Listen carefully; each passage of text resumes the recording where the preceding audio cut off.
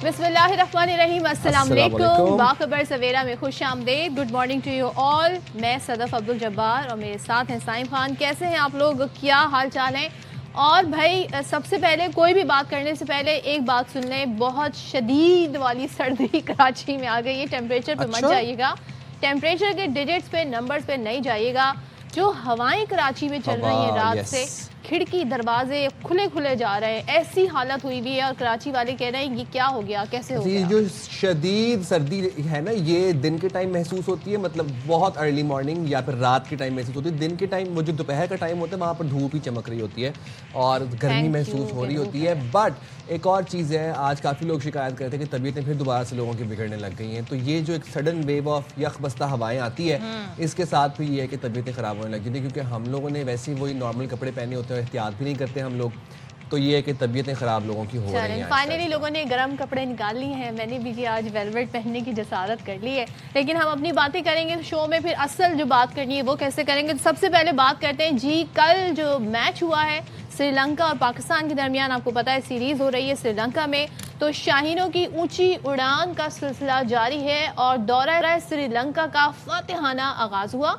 पाकिस्तान ने T20 world cup की rehearsal में, अगर सीरीज़ कहूँ तो गलत ना होगा, इस सीरीज़ के पहले मैच में श्रीलंका को 6 विकेटों से शिकस्त दी और ये मैच दम्बोला में खेला गया। पाकिस्तान ने 129 रन का हदफ 20 गेंदें पहले हासिल कर लिया। ये बताते हुए मुझे बहुत खुशी हो रही है, क्योंकि हमारा ये वतीरा रहा है कि हम आखिर तक, लास्ट बॉल तक, जब कहते हैं ना सांस ऊपर नीचे हो रहा होता है, ये सोच के कि एक बॉल रह गई, ये इतने रन रह गए हैं, तो इस सिचुएशन से बहरहाल हम निकले और हमने 20 बॉल्स बिफोर जो है मैच हासिल। और हमारे ओपनर्स ने एक अच्छी बेस फराहम की थी। साहिबजादा फरहान और साइम अयूब ने 6 ओवर्स में 59 रन का आगाज़ फराहम किया, जिसके बाद हमने देखा कि फरहान ने 51, साइम ने 24 और शादाब खान ने 18 रन बनाए। श्रीलंका की टीम पहले खेलते हुए 128 रन पर ढेर हो गई थी और सलमान मिर्जा और इब्रार अहमद ने 3-3 शिकार किए थे। अच्छा जी, अब जरा बैटिंग की भी बात कर लेते हैं। तो हमारे जो ओपनर हैं साहिबजादा फरहान, साइम अयूब, उन्होंने 6 ओवर्स में 59 रन का आगाज़ फराहम किया। तो एक अच्छा ये आगाज़ अगर कहें तो गलत ना होगा।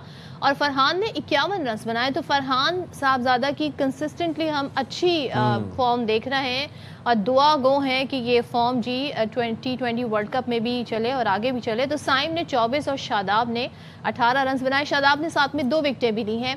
इस तरीके से कल जी सलमान मिर्ज़ा, हाँ, हमें उनकी जो बॉलिंग है उसकी बड़ी तारीफ़ हो रही थी। उन्होंने 3 और इब्रार अहमद ने 3-3 विकेटें ली, 3 शिकार किए और तीसरा T20 मैच जो है, अगर हम कहें कि ये बॉलिंग जो हुई इसकी बदौलत भी जीतने में हम कामयाब है। दूसरा जो है वो होगा, लेकिन ये वाला मैच इस बॉलिंग की वजह से जीतने में भी कामयाब। अच्छा जी, शाहीन की इंजरी के बारे में तो आप सबको पता है। अब आपको ये भी बता दें कि कौमी वनडे टीम के कप्तान शाहीन आफरीदी ने लाहौर में अपना रिहैब शुरू कर दिया है और NCA में मेडिकल टीम की निगरानी में जमकर सेशन किया। उन्होंने प्रैक्टिस सेशन किया। शाहीन आफरीदी ने ऑस्ट्रेलिया में बिग बैश लीग के दौरान घुटने की इंजरी उनको हुई थी और कौमी फास्ट बॉलर का ये कहना है कि सरहद पार के लोगों ने स्पोर्ट्समैन स्पिरिट तोड़ी। हमारी तवज्जो खेल पर है और मैदान में जवाब देंगे। तो हम उनकी ये जो जारहियत है, जो खेल को सियासत अदा करने की कोशिश है, इसका जवाब हम मैदान में देंगे। सुनिए। उस पर जो लोग हैं उन्होंने स्पोर्ट्समैन स्पिरिट तोड़ी थी, लेकिन हमारा काम है क्रिकेट खेलना। कोशिश करेंगे कि मैदान में ही जवाब दिया जाए। बाबर भी इंसान है, जरूरी नहीं है कि हर मैच में 100-50 कर ले। ये नहीं कि परफॉर्मेंस नहीं 1-2 मैचों में तो प्लेयर बुरा रहा। समीर मैनार, उसने कल भी मेरे ख्याल से 50 बॉलों पे 100 किए। रूम करना चाहिए, इसको फर्स्ट क्लास क्रिकेट खिलानी चाहिए।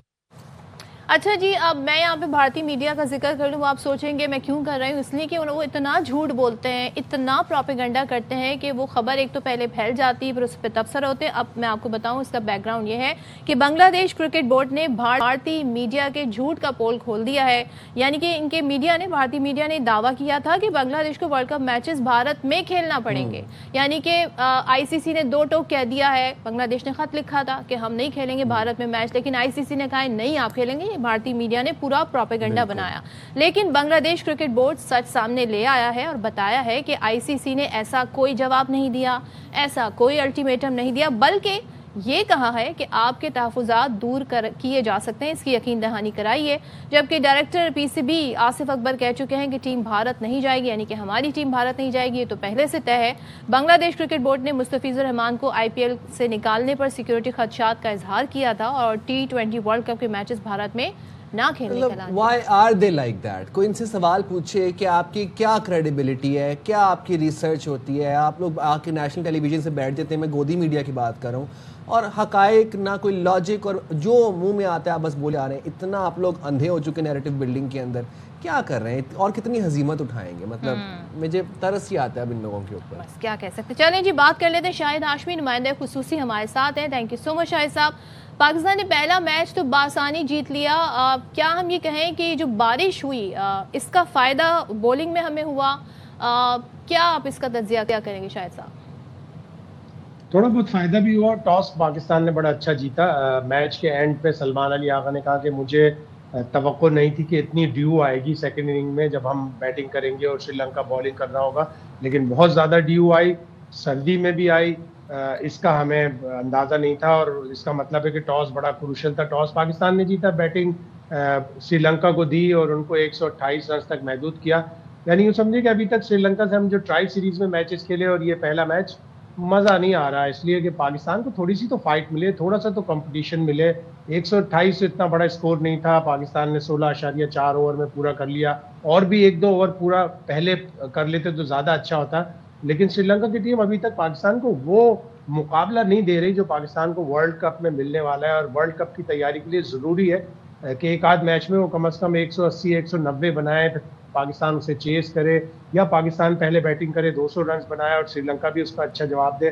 ابھی تک بڑا یک طرفہ مقابلہ ہوا. شاہد بھائی, سلمان مرزا نے صرف 18 رنز دیے, اور کم بیک کرنے والے شاداب نے ہم نے دیکھا کہ 2 وکٹیں حاصل کی. ان کی اس پرفارمنس پہ کیا کہیں, خاص طور پہ ان دونوں کھلاڑیوں کی؟ سلمان مرزا تو جب سے آئے ہیں پاکستان ٹیم میں, اس سے پہلے لاہور قلندر کے لیے PSL کھیلا, سب کو انہوں نے امپریس کیا ہے. بہت ہی زبردست بالنگ کر رہے ہیں, وہ بڑے اچھے وکٹ ٹیکنگ بالر ہیں. اب یہ نہیں پتا کہ وہ ورلڈ کپ کے 15 کے اسکواڈ میں آ سکیں گے یا نہیں آ سکیں گے. ظاہر شاہین شاہ آفریدی فٹ ہو جائیں گے, حارث رؤف وکٹ ٹیکنگ بالر ہیں, وسیم جونیئر ہیں, نسیم شاہ ہیں, ان 4 سے ان کا مقابلہ ہے. بدقسمتی ہوگی کہ سلمان مرزا جیسا بالر جس طرح وہ وکٹیں لے رہے ہیں, اگر پاکستان کے ورلڈ کپ کے 15 کا اسکواڈ کا حصہ نہیں ہوں گے. مشکل لگ رہا ہے ان کا ٹیم میں آنا, لیکن ٹھیک ہے, ورلڈ کپ سے پہلے انہوں نے اتنی اچھی پرفارمنس دی ہے. اللہ نہ کرے پاکستان کی کسی فرنٹ لائن بالر کو اگر انجری ہو تو سلمان مرزا پہلی چوائس ہوں گے. شاداب کا فارم میں آنا واقعی خوش آئند ہے. وہ اگست میں شولڈر انجری کی وجہ سے سرجری ان کی ہوئی, وہ کرکٹ سے دور تھے, لوگ ان کے اوپر بڑی انگلیاں اٹھاتے ہیں, لوگ ان کو مائک ہیسن کا بیٹا تک کہہ دیتے ہیں کہ مائک ہیسن ان کو بہت لائک کرتے ہیں. کوالٹی پلیئر ہے, ابھی تک اپنے پوٹینشیل پہ نہیں کھیلی ہے شاداب نے انٹرنیشنل کرکٹ, اور بگ بیش میں وہ بڑا اچھا کر کے آئے. ایک میچ میں 4 وکٹیں, 2 میچوں میں 2 وکٹیں لیں, رنز بھی بنائے, ایک میچ میں 40, ایک میچ میں 30. تو وہ ان کا فارم میں آنا پاکستان کے لیے بہت اچھا ہے, اس لیے کہ پاکستان کو ایک اسپن بالنگ آل راؤنڈر چاہیے ہوگا سری لنکا کی وکٹوں کے اوپر. ہاں, لیکن ہمارے پاس ابرار کا آپشن بھی ہے, بہت اچھا آپشن ہے وہ. ذرا بیٹنگ کی طرف آ جاتے ہیں شاہد صاحب. صاحبزادہ فرحان, سائم ایوب, ہم بڑے عرصے سے اس پر بات کر رہے ہیں, بڑی کوششیں بھی کی گئی ہیں کہ ایک اچھا اوپننگ پیئر پاکستان کو مل جائے, خاص طور پر جو سپر اوور ہے اس کو یوٹیلائز کریں. اب انہوں نے جو 6 اوورز تھے اس میں 59 رنز بنائے, تو ان دونوں کی جو کمبینیشن تھا, ان کی جو باڈی لینگویج تھی, جس طریقے سے دونوں کی ویو لینتھ مل رہی تھی, اس پر آپ کیا کہنا چاہیں گے؟ اچھی امپرومنٹ ہے, اچھی جوڑی ہے. جب سے ہم نے بابر رضوان کا جو اوپننگ پیئر تھا اس کو توڑا تھا, صاحبزادہ فرحان اور سائم ایوب آئے, لیکن ابھی بھی یہ دونوں اپنے پوٹینشیل پہ نہیں کھیل رہے, خصوصاً سائم ایوب اس 2 سال کا پاکستان کا سب سے لکی پلیئر ہے. اسے ٹیسٹ میچ میں بھی چانس ملے, اسے ون ڈے میں بھی ملے, اسے T20 میں ریگولر چانس مل رہے ہیں, اور تنقید بھی ہوتی ہے کہ اس کو جتنے چانس ملے ہیں دوسرے پلیئروں کو نہیں ملے. تو اب سائم کو اپنے پوٹینشیل پہ کھیلنا چاہیے. اسی طرح صاحبزادہ فرحان پچھلے سال سب سے زیادہ پاکستان کی طرف سے رنز بنائے T20 میں, 4 سینچریاں ان کی T20 کرکٹ میں تھیں, 2 نیشنل T20 میں, 2 ایک انٹرنیشنل میں, 3 جو نیشنل T20 ہوتے ہیں اس میں بنائیں. لیکن وہ بھی 50 سے آگے نہیں بڑھ رہا ہے ابھی تک. ان دونوں نے quality opposition, quality bowling face نہیں کی ہے پچھلے سال میں. اب جب کوالٹی بالنگ آئے گی, اسپیشلی انڈیا کی بالنگ, اس کے خلاف صاحبزادہ فرحان نے تو اچھا کیا تھا ایشیا کپ میں, لیکن وہ 50-55 سے آگے بڑھ کر 70-80-90 رنز انہوں نے بنانے پڑیں گے اگر انہوں نے انٹرنیشنل کرکٹ مزید اور کھیلنی ہے. پہلے 25-30 رنز وہ بہت تیز بناتے ہیں, اس کے بعد ایک دم سے شیل میں چلے جاتے ہیں, جو کہ ایک اچھے پلیئر کے لیے اچھی بات ہے. اور شاہد بھائی فخر زمان تو ہارڈ ہٹر ہیں, بڑی اچھی ہارڈ ہٹنگ کرتے نظر آئے, آپ کو نہیں لگتا ہے کہ بہتر ہوگا کہ ان کو ون ڈاؤن پوزیشن پہ کھلانا چاہیے؟ فخر کا نمبر اوپر نیچے ہوتا رہے گا, ظاہر ہے ابھی بابر بھی پاکستان کی ٹیم میں آئیں گے, وہ نمبر 3 پہ کھیلتے ہیں تو فخر کو 4 پہ جانا پڑے گا. لیکن ٹیم مینجمنٹ کو ان کو ہوشیاری سے, دانش مندی سے یوز کرنا چاہیے. فار ایگزامپل پاکستان اگر کسی میچ میں 200 پلس 220 پلس چیز کر رہا ہے تو فخر کا اوپر جانا بہت ضروری ہو جائے گا. اگر پاکستان پہلے بیٹنگ کر رہا ہے تو 3 4 5 میں بھی کھیل سکتے ہیں, لیکن اگر بڑا ٹارگٹ چیز کر رہا ہے تو پھر فخر کو اوپر آنا پڑے گا. فخر نے کل تو اتنی اچھی بیٹنگ نہیں کی, وہ ابھی IL T20 میں بڑی اچھی بیٹنگ کر کے آ رہے ہیں. ان کا 40 50 60 رنز بنانا ہر میچ میں پاکستان کے لیے ضروری ہے. ظاہر ہے ہر میچ میں نہیں بنا سکتا, لیکن فخر سے امید یہی ہوتی ہے, اور فخر کو اسی طرح مائک حسن اور سلمان علی آغا کو یوز کرنا پڑے گا, بڑی ہوشیاری سے, بڑی دانش مندی سے. اور ذرا ہم آ جاتے ہیں بنگلہ دیش والا جو ایشو چل رہا ہے بھارت کے ساتھ میچ نہ کھیلنے کا. پہلے تو بھارتی میڈیا نے نیریٹو بلڈ کیا کہ جناب ICC نے کہہ دیا ایسا نہیں ہوگا, آپ نے یہیں آ کر میچ کھیلنے ہیں, لیکن اب معلوم ہوا ہے کہ ابھی وہ کنسیڈریشن میں ہے معاملہ. تو بنگلہ دیش کو کیا آپ سمجھتے ہیں ایڈجسٹ کیا جائے گا, اکوموڈیٹ کیا جائے گا, ان کے میچز پھر سری لنکا میں ہی ہوں گے؟ یہ فیصلہ ہونے جا رہا ہے شاہد صاحب. کرنا پڑے گا ان کو ICC کو. لیکن سب سے زیادہ مایوسی مجھے کرکٹ کی جو سب سے مستند ویب سائٹ ہے, سب سے معتبر ویب سائٹ ہے کرک انفو, اس نے یہ خبر دی. اکثر وہ بھارتی نیوز ایجنسیز کے ذریعے اس طرح کی خبریں فلوٹ کر کے ٹیمپریچر چیک کرتے ہیں, اب سبق لیکن سیکھ لیا کرکٹ کو نے خبر دی. وہ بڑی مطلب اتنی معتبر ویب سائٹ ہے کہ اس کے اوپر سارے لوگ چلتے ہیں. اس پہ جب یہ خبر آئی کہ جی الٹیمیٹم دے دیا اور پھر بنگلہ دیش کرکٹ بورڈ نے اس کی تردید کی, تو بنگلہ دیش کرکٹ بورڈ کو اکوموڈیٹ کرنا پڑے گا. ابھی تک جو خبریں آ رہی ہیں وہ ICC اس بارے میں غور کر رہا ہے کہ چونکہ بہت زیادہ لاجسٹک انوالو ہو جائے گی, ایک گروپ کی ٹیموں کو دوبارہ سری لنکا لے جانا اور پھر سری لنکا سے بھارت لے کے آنا, تو وہ کوشش ہی کر رہے ہیں کہ بنگلہ دیش کسی طرح مان جائے کہ ان کے 4 کے چاروں میچ کولکتہ میں ہو جائے, جہاں یوزلی ایٹماسفیئر اچھا ہوتا ہے, لوگ اچھے ہیں, لوگ اتنی شدت پسندی نہیں کرتے, اور پھر بنگالی زبان بھی بولتے ہیں, تو بنگلہ دیش کو وہاں اتنا کمفرٹیبل فیل کریں گے وہ.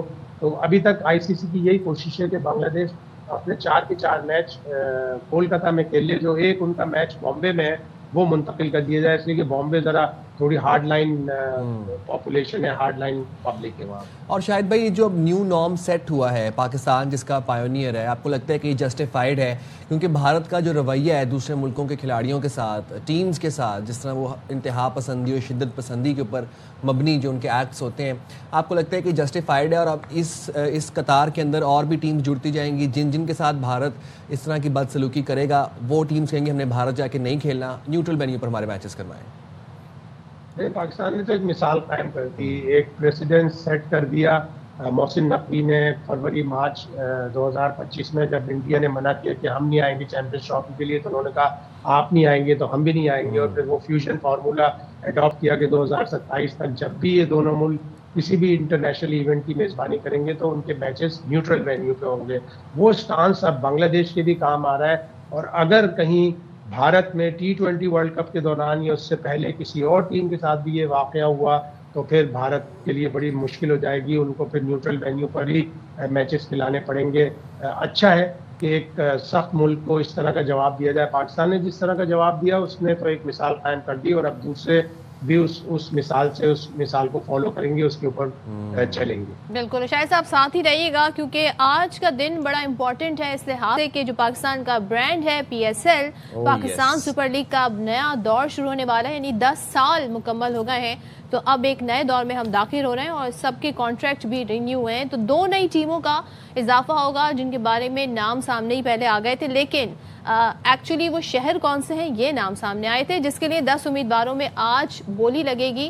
اور PSL کا یہ سیزن ہے 11, تو 11 نئی ٹیموں کی نیلامی کی تقریب جو ہے آج, سیزن 11 کے لیے جو نئی ٹیمیں ہیں اس کی نیلامی کی تقریب آج شام جنر کنونشن اسلام آباد میں ہوگی, جس کے لیے فیصل آباد, گلگت, हैदराबाद, मुजफ्फराबाद, रावलपिंडी और सियालकोट मुमकिना शहरों में शामिल हैं। क्या बात है। और नीलामी इवेंट का ऑफिशियल हैशटैग न्यू ईयर रखा गया है और ब्रांड एम्बेसडर PSL वसीम अकरम ने आज का दिन पाकिस्तान क्रिकेट के लिए तारीखी करार दिया है। PSL का 11वां सीजन 26 मार्च से 3 मई तक खेला जाएगा। देखना यह है कि कौन कौन सी नई टीम्स अब PSL में शामिल होने जा रही हैं और इनके ओनर्स कौन होंगे, इनके खिलाड़ी कौन होंगे। शाहिद भाई बताइएगा अंदर की क्या खबर है, आज क्या होने जा रहा है इस्लामाबाद कन्वेंशन के अंदर, और कौन सी नई टीम्स हैं जो आपको लगता है कि PSL में अब शामिल होने जा रही हैं?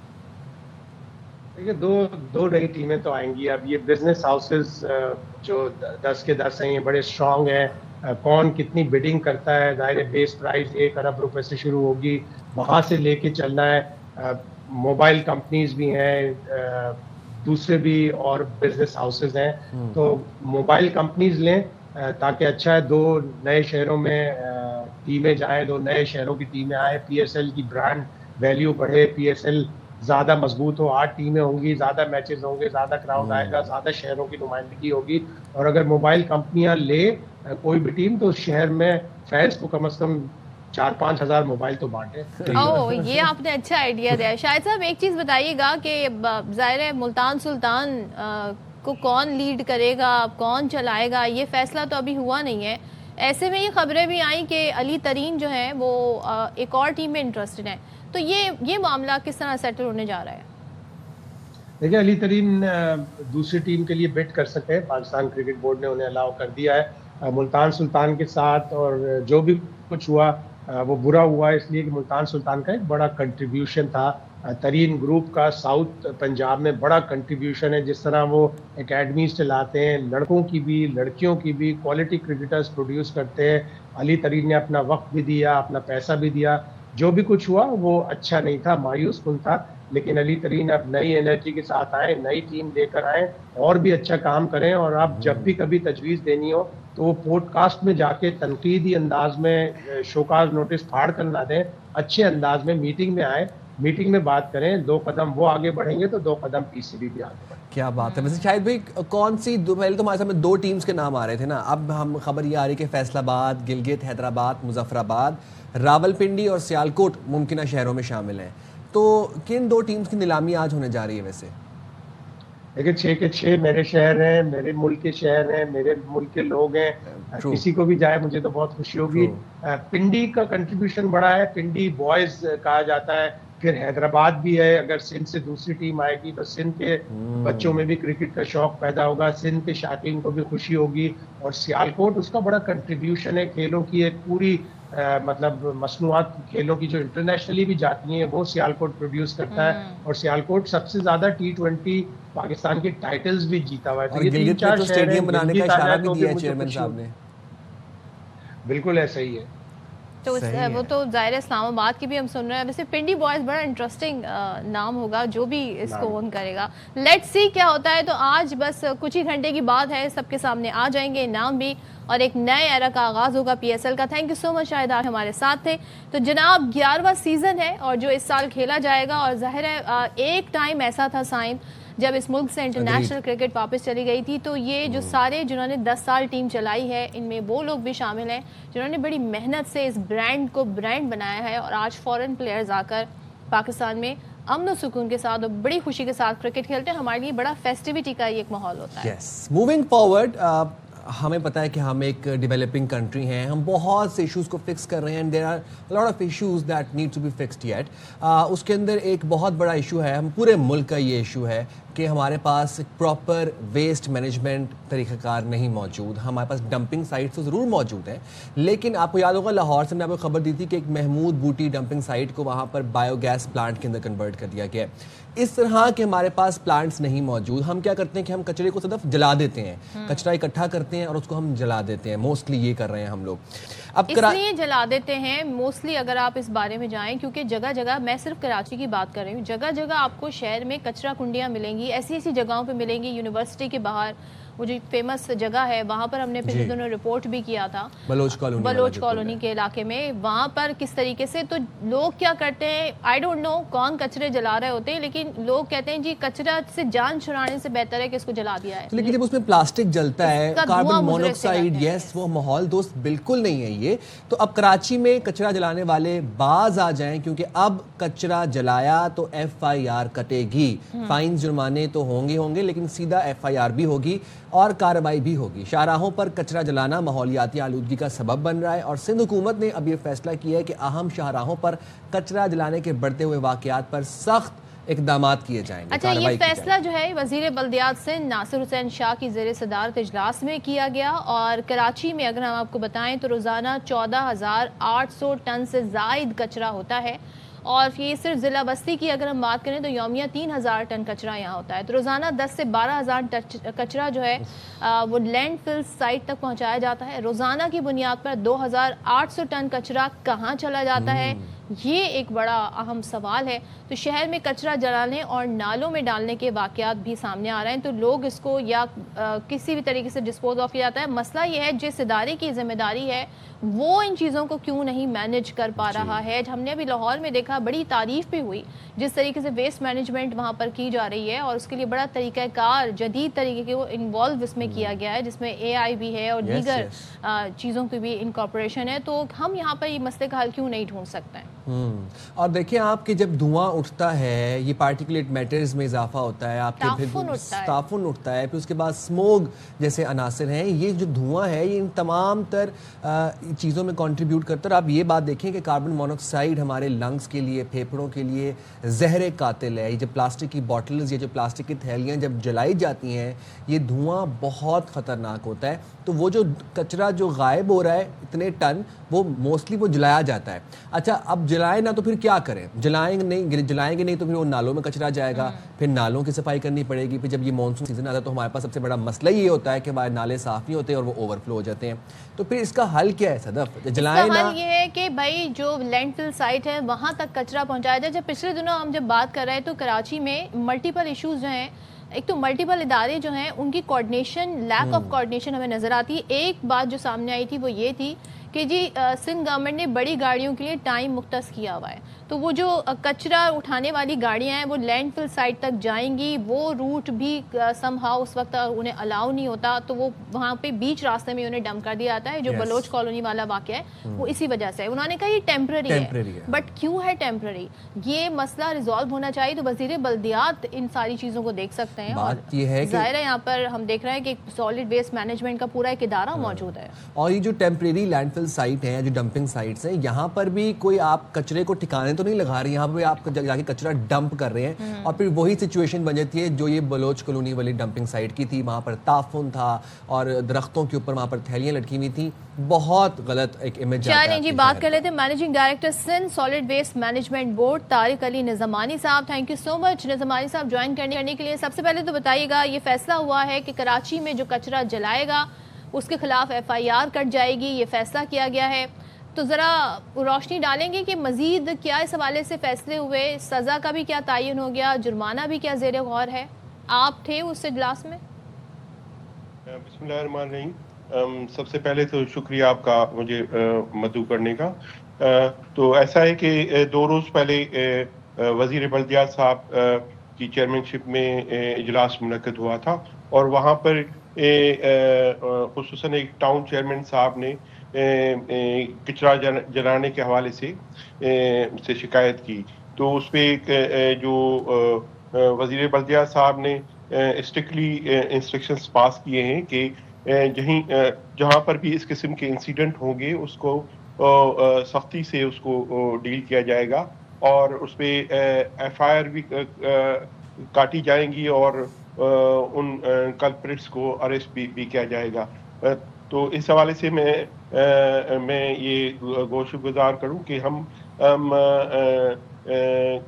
کمشنر آفس سے گاہے بگاہے ہم 144 کا نفاذ کراتے رہے ہیں, اور ہم ایسے عناصر کے خلاف کنٹینیوسلی ہمارے اقدامات جاری ہیں. ایکچولی ایک تو کچھ لوگ لا علمی میں کہ وہ سمجھتے ہیں کہ کچرے کا ڈسپوزل جلانا ہے، جبکہ جو جلانا ہے وہ اوور آل ماحولیات کو ڈیمیج کر رہا ہوتا ہے. تو کچھ لوگ لا علمی کی وجہ سے اور کچھ جو کچرا چننے والے طارق اسکیونجرز صاحب، ان ہوتے کو ہیں آئیڈینٹیفائی کیسے کیا جائے گا؟ کیا کوئی کیمرہ نصب کیے جائیں گے؟ کیسے پکڑا جائے گا کہاں کون کچرا جلا رہا ہے؟ کوئی عام شہری جلا رہا ہے؟ کون لوگ ہیں یہ؟ جی میں جیسے کہ میں نے ذکر کیا، کچھ لوگ لا علمی کی وجہ سے ماحول کی آلودگی کا سبب بنتے ہیں. وہ سمجھتے ہیں کہ کچرے کا جلانا جو ہے وہ اس کا ڈسپوزل ہے، اور ایکچولی ہم نے کافی حد تک ان چیزوں کو کنٹرول کر لیا ہے. جیسے کہ میں پہلے بھی بتاتا رہا ہوں کہ ہم کافی حد تک جو کنونشنل سسٹم پریکٹس ہو رہا تھا اس کو ہم کافی حد تک ٹرانسفارم کرنے میں کامیاب ہو چکے ہیں. پہلے جب D M Cs look after کرتی تھی اس سبجیکٹ کو تو تقریباً 3000 سے زیادہ کچرا کنڈیاں ہوتی تھی، اور جہاں پر یہ اس قسم کے واقعات ہوتے رہتے تھے. الحمدللہ ہم نے اپنا ایٹ سورس اسٹریٹجی اڈاپٹ کرتے ہوئے تقریباً 2500 سے زیادہ ہم ٹی ڈی پیز کو ہم ختم کر طارق صاحب چکے ہیں. ایک چیز بتائیے گا میری معلومات کے لیے، کیا جی ہمارے جی پاس کراچی میں کوئی پراپر ویسٹ مینجمنٹ سسٹم موجود ہے؟ کوئی ریسائکلنگ پلانٹس، کوئی بایو گیس پلانٹس موجود ہیں، یا پھر یہ ڈمپنگ سائٹس پہ لے جا کر بھی کچرا جلایا ہی جا رہا ہے؟ جی میں اس حوالے سے ذکر کرتا چلوں کہ آپ کو جو آئیڈیل ویسٹ مینجمنٹ سسٹم کے لیے آپ کو ایک اویئر سوسائٹی چاہیے ہوتی ہے.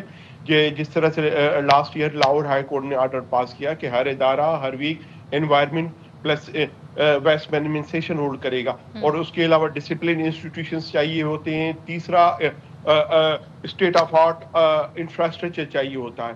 تو الحمدللہ اس وقت 4 modern G T Ss under construction سے، جو کہ اور ایک sanitary engineering landfill site جو کہ اگلے سال ہمارے سسٹم کا حصہ ہو جائیں گی. سو فار ہم یعنی ابھی بھی مطلب کہنے کا مقصد ہے کہ ابھی وہاں لینڈ فل سائٹ تک لے جا کر بھی جلایا ہی جاتا ہے کچرا، پھر یہی نتیجہ نہیں جلایا نہیں جاتا. ایکچولی جس طرح ذکر کیا گیا کہ ویسٹ ڈائیورژن کے حوالے سے ہم 4 پائلٹس پروجیکٹس ہم بلکہ 5 میں کہوں گا وہ ہم لگا چکے ہیں. 3 ریسائکلنگ پلانٹس کراچی میں سو فار اسٹیبلش ہو چکے ہیں. ایک ریسنٹلی جو 150 کیوبک میٹر کا بایو گیس پلانٹ ابن قاسم پارک میں لگایا جا چکا ہے. اور حیدرآباد میں ریسائکلنگ پلانٹس لگایا جا چکا ہے، جہاں پر جو ڈسکارڈڈ پلاسٹک ہے اس سے مین اورس بنائے جا رہے ہیں. اب یہ انشاءاللہ تعالی ونس اگلے اس سال جب ماڈرن جی ٹی ایس ہمارے سسٹم کا حصہ ہو جائے گی تو یہ آپ اور زیادہ. طارق صاحب ایک چیز بتائیں، ذرا ہم اس چیز کو پھر سمجھنے کی مزید کوشش کریں. پہلے تو یہ بتائیں کہ کراچی میں کتنا روزانہ کی بنیاد پہ کچرا پروڈیوس ہوتا ہے اور کتنا لینڈ فل سائٹ تک پہنچتا ہے؟ جی اس طرح سے ہے کہ تقریباً 14,800 کچرا جو ہے وہ ڈسٹرکٹس میں پروڈیوس ہوتا ہے. اس کے علاوہ الائیڈ ایجنسیز بھی اس چیز کے ڈومین میں بھی جنریٹ ہو رہا ہوتا ہے. تو جو ہمارے جو علاقے ہمارے پرائمری کلیکشنز میں آتے ہیں وہاں سے 10 سے 11,000 ٹن وہ ایریا ہے جو پیورلی ہم ڈیل کر رہے ہوتے. تو ہمارے علاقے سے تو الحمدللہ ہم جو 70% کراچی کا علاوہ ہمارے ورک پرائمری ورک اسکوپ میں آتا ہے. تو ہم کافی حد تک ہم ایفیشینٹ ہیں اور اسے وہ ڈسپوز آف کر رہے ہیں. باقی تقریباً 2,000 ٹن کچرا جو ہے وہ انڈسٹریل ایریا میں جنریٹ ہو رہا ہوتا ہے. کے پی ٹی میں تقریباً 1,000 ٹن وہاں پر جنریٹ ہو رہا ہوتا ہے. اس کے علاوہ جو کہ جن کی ذمہ داری ہوتی ہے independently themselves to transfer at LFS. لیکن طارق صاحب بس ایک بات بتا دیجیے گا، روزانہ کی بنیاد پر ہم دیکھتے ہیں کہ 2,800 ٹن کچرا غائب بھی ہو رہا ہے، وہ لینڈ فل سائٹ تک پہنچ ہی نہیں پا رہا، تو وہ کچرا کہاں پر جا رہا ہے؟ جی ایک تو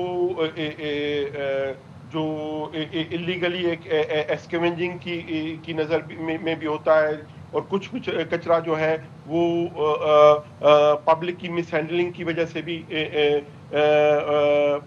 پہ بھی جو وہ رہ جاتا ہے. بہرحال ہم نے اس وقت جو الحمدللہ ہم نے سسٹم اور جو ہم نے کوآرڈینیشن بنائی ہوئی ہے، تو میکسیمم کچرا ہم ایل ایف ایس پہ شفٹ کر رہے ہیں. آپ ہماری کامیابی کا ثبوت آپ اس سے دیکھ سکتے ہیں کہ 6 ماہ پہلے فش ہاربر اتھارٹی نے اپنا پرائمری کلیکشن سسٹم ہمارے حوالے کیا، اور پلس 3 ماہ پہلے پاکستان ریلویز نے ہمارے ساتھ انڈر ایگریمنٹ ٹھیک ہے. یہ تو ظاہر آن گوئنگ چیزیں ہیں جو کہ ساتھ ساتھ آپ کے جڑتی رہیں گی، اور جتنے ادارے ایک دوسرے کے ساتھ کوآرڈینیشن کریں گے اتنا ہی بہتر کام ہوگا. آپ سے ہماری کوئی 2-3 مہینے پہلے بات ہوئی تھی، اور جب یہ والا ایشو بہت زیادہ ہائی لائٹ ہوا تھا بلوچ کالونی پر، جو ایک ٹیمپرری کچرا سائٹ بنائی ہوئی تھی، لینڈ فل سائٹ بنائی ہوئی تھی، آپ نے کہا تھا بہت جلد آپ یہاں دیکھیے گا کتنی صفائی ہوگی، پلانٹ بھی لگا دیے جائیں گے. اور یہاں پر حالات آپ تھوڑے ہمیں بتائیں گے، روشنی ڈالیں گے اس وقت کیا ہے، اور باقی کچرا ٹھکانے لگانے کا پراپر انتظام یہاں سے ہو گیا ہے؟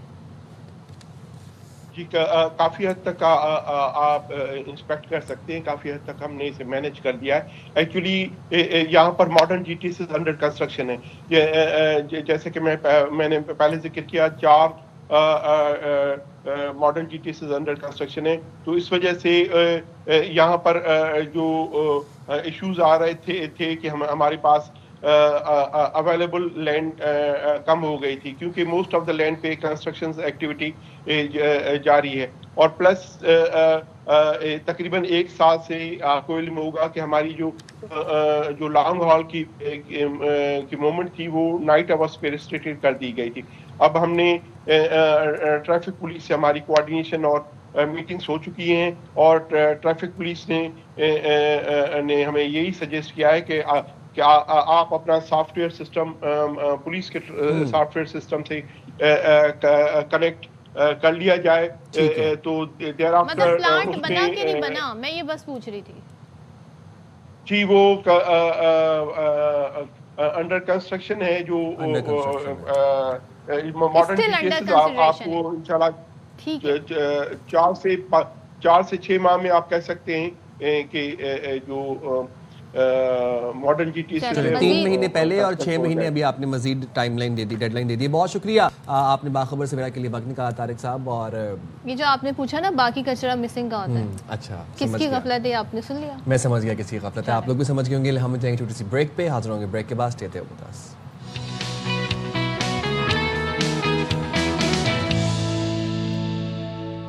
Welcome back. مذاکرات کی بات سے بات آگے نہیں بڑھ رہی؟ مذاکرات کی بات تو آگے نہیں بڑھی، لیکن بہت زیادہ ایکٹیو ہیں فواد چودھری صاحب، ان کے ساتھ عمران اسماعیل ہیں، محمود مولوی صاحب، اور انہوں نے جی قومی مذاکراتی کمیٹی تشکیل دی، اور اس کا باقاعدہ کل ہم نے دیکھا ایک سیشن بھی ہوا. بڑی سرگرم ہمیں نظر آ رہی ہے، قومی کانفرنس اس کو کہا گیا. اچھا، اس میں جو پیش رفت ہوئی ہے، جو کہا گیا ہے، اس میں وہ یہ کہا گیا ہے کہ جی صدر زرداری، وزیر اعظم اور نواز شریف مذاکرات کریں، فوج کے خلاف پروپیگنڈا ہو نہ سیاست کے لیے استعمال کیا جائے. مذاکراتی کمیٹی سیاسی قیدیوں کے ساتھ مل کر ڈائیلاگ کمیٹی کو بڑھائے. اور فواد چودھری کہتے ہیں جی قومی مذاکراتی کانفرنس جو کمیٹی ہے، اس کانفرنس کا اعلامیہ انہوں نے پڑھ کر سنایا اور کہا کہ تمام جو اسیر ہیں خاص طور پر خواتین کو رہا کیا جائے، اور آئین اور قانون کے دائرے میں سیاسی سرگرمیوں کی اجازت دی جائے. نہیں تو اس کانفرنس کے اندر پی ٹی آئی کی نمائندگی کرنے کے لیے شیر افضل مربت بیٹھے ہوئے تھے. اب یہ ایک امپورٹنٹ سوال ہے، یہ بہت اہم سوال ہے کہ نمائندگی کون کرے. نون لیگ کی نمائندگی کے لیے کون بیٹھا ہوا تھا، پیپلز پارٹی کی نمائندگی کے لیے کون آیا ہوا تھا. دوسری بات یہ ہے کہ انہوں نے اس کانفرنس کے اندر یہ بات بھی ہوئی کہ سینٹ اور قومی اسمبلی میں فوری طور پر اپوزیشن لیڈر کی تعیناتی کی جائے. کانفرنس میں پی ٹی آئی، تحریک تحفظ آئین پاکستان اور نون لیگ کی شرکت نہیں تھی. وزیر اعظم کے مشیر رانا ثناء اللہ یہ کہتے ہیں کہ اپوزیشن کے ساتھ سیاسی بات چیت کے لیے ہم تیار ہیں، اب اپوزیشن کی ثوابدید ہے وہ مذاکرات کی میز پر آتے ہیں یا نہیں. انہوں نے یہ بھی کہا کہ وزیر اعظم نے 3 بار مذاکرات کی دعوت دی ہے لیکن بانی پی ٹی آئی ایک اور 9 مئی کی تلاش میں ہے. اچھا دوسری جانب جی وزیر اعلیٰ خیبر پختونخوا سہیل آفریدی اب ہم اگر اس حوالے سے بتائیں تو صوبائی حکومت نے دہشت گردی کے خلاف آپریشن میں رکاوٹیں کھڑی کی تو وفاقی حکومت کے پاس آئینی آپشن موجود ہے یہ بھی کہا گیا. اور وزیر اعلیٰ خیبر پختونخوا سہیل آفریدی کہتے ہیں کہ بند کمروں کے فیصلے نے زندگی پھر اجیرن کر دی ہے. آپریشن سے پہلے قوم کو اعتماد میں لینا ہوگا, یہ ان کا ایک طریقے سے پوائنٹ آف ویو ہے سہیل آفریدی کا آپریشن سے متعلق. وہ یہ کہتے ہیں جی ہمیں ہماری جو ہے ہم سے بھی اس چیز کو بات شیئر کی جائے, ہمیں کنسیڈریشن اس میں لی جائے ہماری بھی. خاور گھومن اسلام آباد بیورو چیف ہمارے ساتھ ذرا پوچھ لیتے ہیں کہ جو قومی کانفرنس ہے اس کا کیا مینڈیٹ ہے, کیا کتنا اثر و رسوخ رکھتی ہے اور کتنی حمایت اسے حاصل ہے. تو خاور سر سب سے پہلے یہ بتائیے گا, پہلے تو صرف ہم نے دیکھا کہ شاہ محمود صاحب سے ملاقات ہو گئی, پھر بیانات آنے شروع ہو گئے, پھر عمران اسماعیل منظر عام پر آ گئے اور یہ کہا گیا جی ٹیمپریچر ڈاؤن کریں. اب یہ کانفرنس ہوئی ہے لیکن جن جماعتوں کو اس میں ہونا چاہیے تھا وہی اس میں شامل نہیں تھی, یعنی پی ٹی آئی کی بات کروں, نون لیگ کی بات کروں جو کہ حکومت میں ہے, تو کیسے دیکھتے ہیں اس کانفرنس کو آپ؟ دیکھیں پہلے قدم کے طور پر اگر اس کانفرنس کو دیکھا جائے تو ایک اچھا قدم اٹھایا گیا ہے. رات بھی ہماری کچھ لوگوں سے بات ہوئی, فیض شویش صاحب ہمارے پروگرام کے اندر بھی تھے, تو پہلا سوال یہی پوچھا جا رہا ہے کہ جی پاکستان کی جو 4 بڑی اس وقت سیاسی حقیقتیں ہیں وہ تو اس کل یہ جو بیٹھک ہوئی ہے اس میں غیر حاضر تھیں. تحریک تحفظ عین پاکستان کے اندر مختلف سیاسی جماعتیں ہیں, پھر پاکستان تحریک انصاف, پھر حکومتی 2 جماعتیں پاکستان پیپلز پارٹی اور پاکستان مسلم لیگ نون. ان کی غیر موجودگی میں یہ جو اتنا بڑا آپ ایک پاکستان کے اندر کام کرنا چاہ رہے ہیں وہ کیسے ممکن ہو پائے گا. تو اس حوالے سے جو فیصل چوہدری صاحب ہیں, فاچے صاحب کے بھائی, وہ بھی وہاں پہ موجود ہیں. ان کا یہ کہنا تھا دیکھیں جی ہم تو ایک کوشش کر سکتے ہیں اور بنیادی مقصد یہی ہے کہ پاکستان کے اندر یہ جو سیاسی ٹیمپریچر ہے اس کے اندر کمی آئے. کل میں رانا ثناءاللہ صاحب کو بھی سن رہا تھا, وہ بھی بتا رہے تھے کہ جی یہ جو مشاورتی کمیٹی والے ہیں ان سے ہماری ملاقات ہوئی ہے اور ہم ان کا جو مقصد ہے اس کے ساتھ بالکل ہم بھی راضی ہیں, اس کے اوپر متفق ہیں اور بات چیت آگے بڑھنی چاہیے. لیکن سوال جو سب سے اہم ہے جس کے اوپر ہر طرف سے بات کی جا رہی ہے وہ یہی ہے کہ جو مذاکرات ہونے ہیں اس کے پیچھے جب تک پاکستان تحریک انصاف کے جو قائد ہیں, بانی ہے, ان کی مرضی یا ان کی طرف سے گرین سگنل نہیں ہوگا تو یہ مذاکرات کیسے آگے بڑھیں گے, وہ کسی بھی سطح کے اوپر ہوں. تو بقول جو مشاورتی کمیٹی کے لوگ ہیں, فواز چوہدری صاحب سے بھی ہماری بات ہوئی, باقی لوگوں کے ساتھ بھی, وہ یہ کہتے ہیں کہ ہم یہ نہیں کہہ رہے کہ ہم جا کے پی ٹی آئی کے قائد کو منائیں, ہم یہ چاہ رہے ہیں کہ پاکستان تحریک انصاف کے وہ جو اس وقت لوگ جو لاہور میں کوٹ لکھپت جیل کے اندر موجود ہیں, سب ہم وہاں پہ شامس قریشی ہیں, یا ڈاکٹر یاسمین راشد صاحبہ ہیں, وہاں پہ محمود رشید صاحب ہیں, اعجاز احمد صاحب ہیں, تو ان کو جو ہے آپ پیرول پہ نکالیں, ان کو کوئی اور طریقے سے اجازت دیں جا کے وہ اپنے قائد سے ملیں اور وہ ان کو راضی کریں, کیونکہ باہر سے اس وقت کوئی جو ہے پی ٹی آئی کو اس انداز سے انفلوئنس یا پی ٹی آئی کی قیادت کو جو اڈیالہ جیل کے اندر موجود ہے بات نہیں کر سکتا. تو انہوں نے کہا کہ جی ہم نے اس مذاکراتی عمل کو, کل رات کو فیصل شویش صاحب نے بڑی دلچسپ بات کی, وہ ہم نے اڈیالہ جیل کے اندر دھکیل دیا ہے. لیکن اگین آپ کی بات, آپ کی جو اسیسمنٹ ہے اور جو خاور میں تھوڑا سا جاننا چاہ رہی ہوں, پہلے رانا ثناءاللہ صاحب نے 5 بڑوں کی بات کر دی, پھر D G I S P R press conference کرتے ہیں, ان سے سوال پوچھا جاتا ہے تو انہوں نے کہا دیکھیں مذاکرات کرنا سیاستدانوں کا کام ہے, وہ کرنا چاہتے ہیں تو کریں. اب یہ ظاہر ہے یہ ایکویژن ہمارے سامنے پکچر کلیئر ہوتی جا رہی ہے کہ مذاکرات میں کون کون ہو سکتے ہیں. اب یہ جو قومی کانفرنس ہوئی ہے اس میں پی ٹی آئی نہیں تھی, اور آپ جو کہہ رہے ہیں کہ ظاہر ہے جب تک عمران خان نہیں مانیں گے تو پھر یہ ڈائلاگ کی کوئی کس چیز کے ڈائلاگ ہو رہا ہے. ایک سوال یہاں پر یہ کچھ ذرا انٹرسٹنگ یہاں پہ فیسز نظر آئے. وسیم اختر صاحب جن کا تعلق ایم کیو ایم سے رہا ہے, بڑے عرصے بعد وہ ادھر نظر آئے, ویسے تو وہ ایم کیو ایم کی پالیٹکس میں ہمیں نظر نہیں آئے. ذرا کمپوزیشن پہ میں بات کرنا چاہ رہی ہوں قومی کانفرنس کی, اور ظاہر ایک سیریس ایفرٹ ہے, لیکن لوگ تو کہہ رہے ہیں جی خاص طور پہ پی ٹی آئی کے جی ہم تو انہیں مانتے ہی نہیں, مگر ایکچولی یہ چاہ کیا رہے ہیں؟ اسیروں کی رہائی چاہ رہے ہیں, ان شاہ محمود قریشی کو آگے لانا چاہ رہے ہیں, پیچھے ایجنڈا کیا ہے اس کا؟ دیکھیں جو ہمیں اسلام آباد میں بیٹھ کے یہ چیز نظر آئی ہے, جو ہم نے تھوڑا بہت سمجھنے کی بھی کوشش کی ہے, اور جو بنیادی مقصد اس ساری ہم نے دیکھا کہ کارروائی کا وہ یہی ہے کہ اس وقت جو پاکستان کے اندر سیاسی لڑائی ہے وہ ایک ایسی نہج پہ پہنچ چکی ہوئی ہے کہ کوئی ایک دوسرے کی شکل دیکھنے تک تیار نہیں ہے. مطلب آپ بیانات کی حد تک آپ دیکھتے ہیں کہ ہم ان سے بات نہیں کریں گے, پاکستان تحریک انصاف والے کہتے ہیں تو موجودہ حکومت کے پاس مینڈیٹ ہی نہیں ہے, اور پھر ظاہر حکومت میں جو لوگ بیٹھے ہیں وہ کہتے ہیں اگر جب آپ ہماری حیثیت کو ہی نہیں مانتے تو پھر ہم آپ کی بات کیوں سنیں. سو کوشش اس بیٹھک کا جو یا اس مشاورتی کمیٹی مذاکراتی کمیٹی ہے اس کا مقصد یہ ہے کہ وہ تھوڑی بہت جو کامن گراؤنڈز ہیں ان کو ڈھونڈا جائے تاکہ یہ مذاکراتی عمل شروع تو ہو, مطلب ایک پہلا قدم تو اس طرف اٹھایا جائے.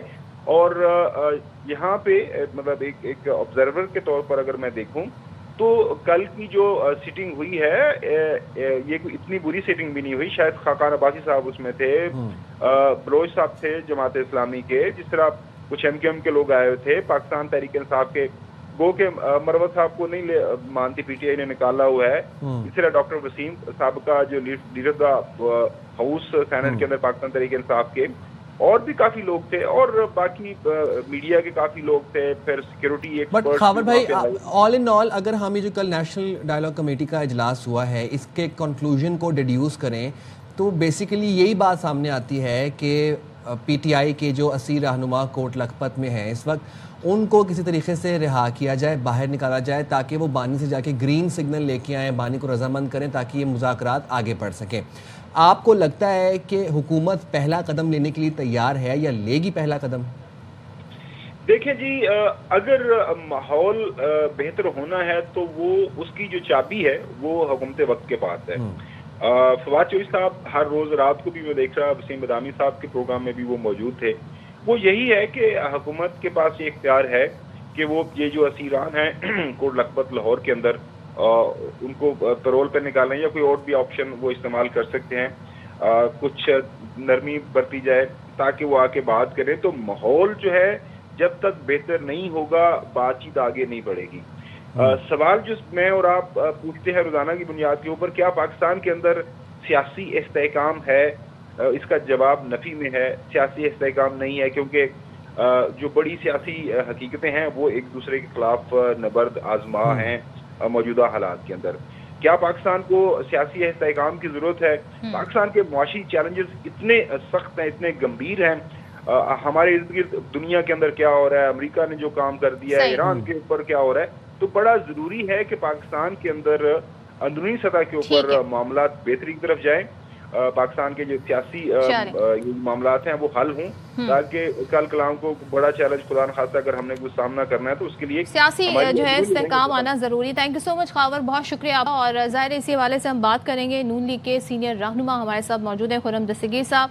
تھینک یو سو مچ خرم صاحب جوائن کرنے کے لیے. اب ظاہر ہے پہلے مذاکرات کی بات ہو رہی تھی, پھر رانا ثناء اللہ صاحب نے 5 بڑوں کی بات کر دی, پھر ظاہر ہے اس پہ D G I S P R کا موقف بھی آ گیا کیا کہ مذاکرات کرنے جی سیاسی جماعتوں نے کرنے ہیں.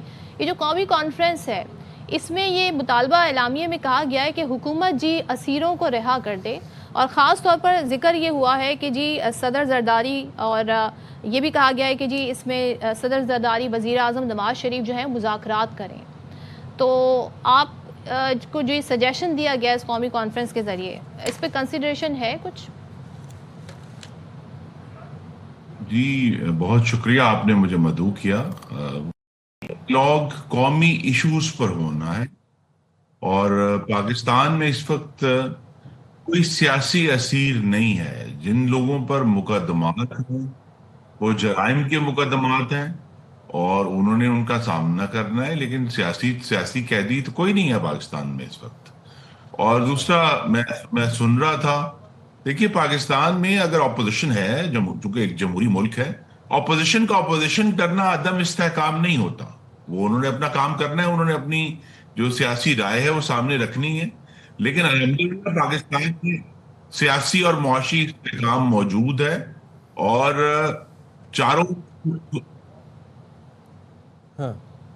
چاروں صوبائی اسمبلیاں جی اور جو پاکستان کی قومی اسمبلی ہے اس میں ہم کہہ سکتے ہیں اسٹیبل میجورٹیز ہیں, اسٹیبل گورننگ میجورٹیز ہیں جو اس وقت چل رہی ہیں.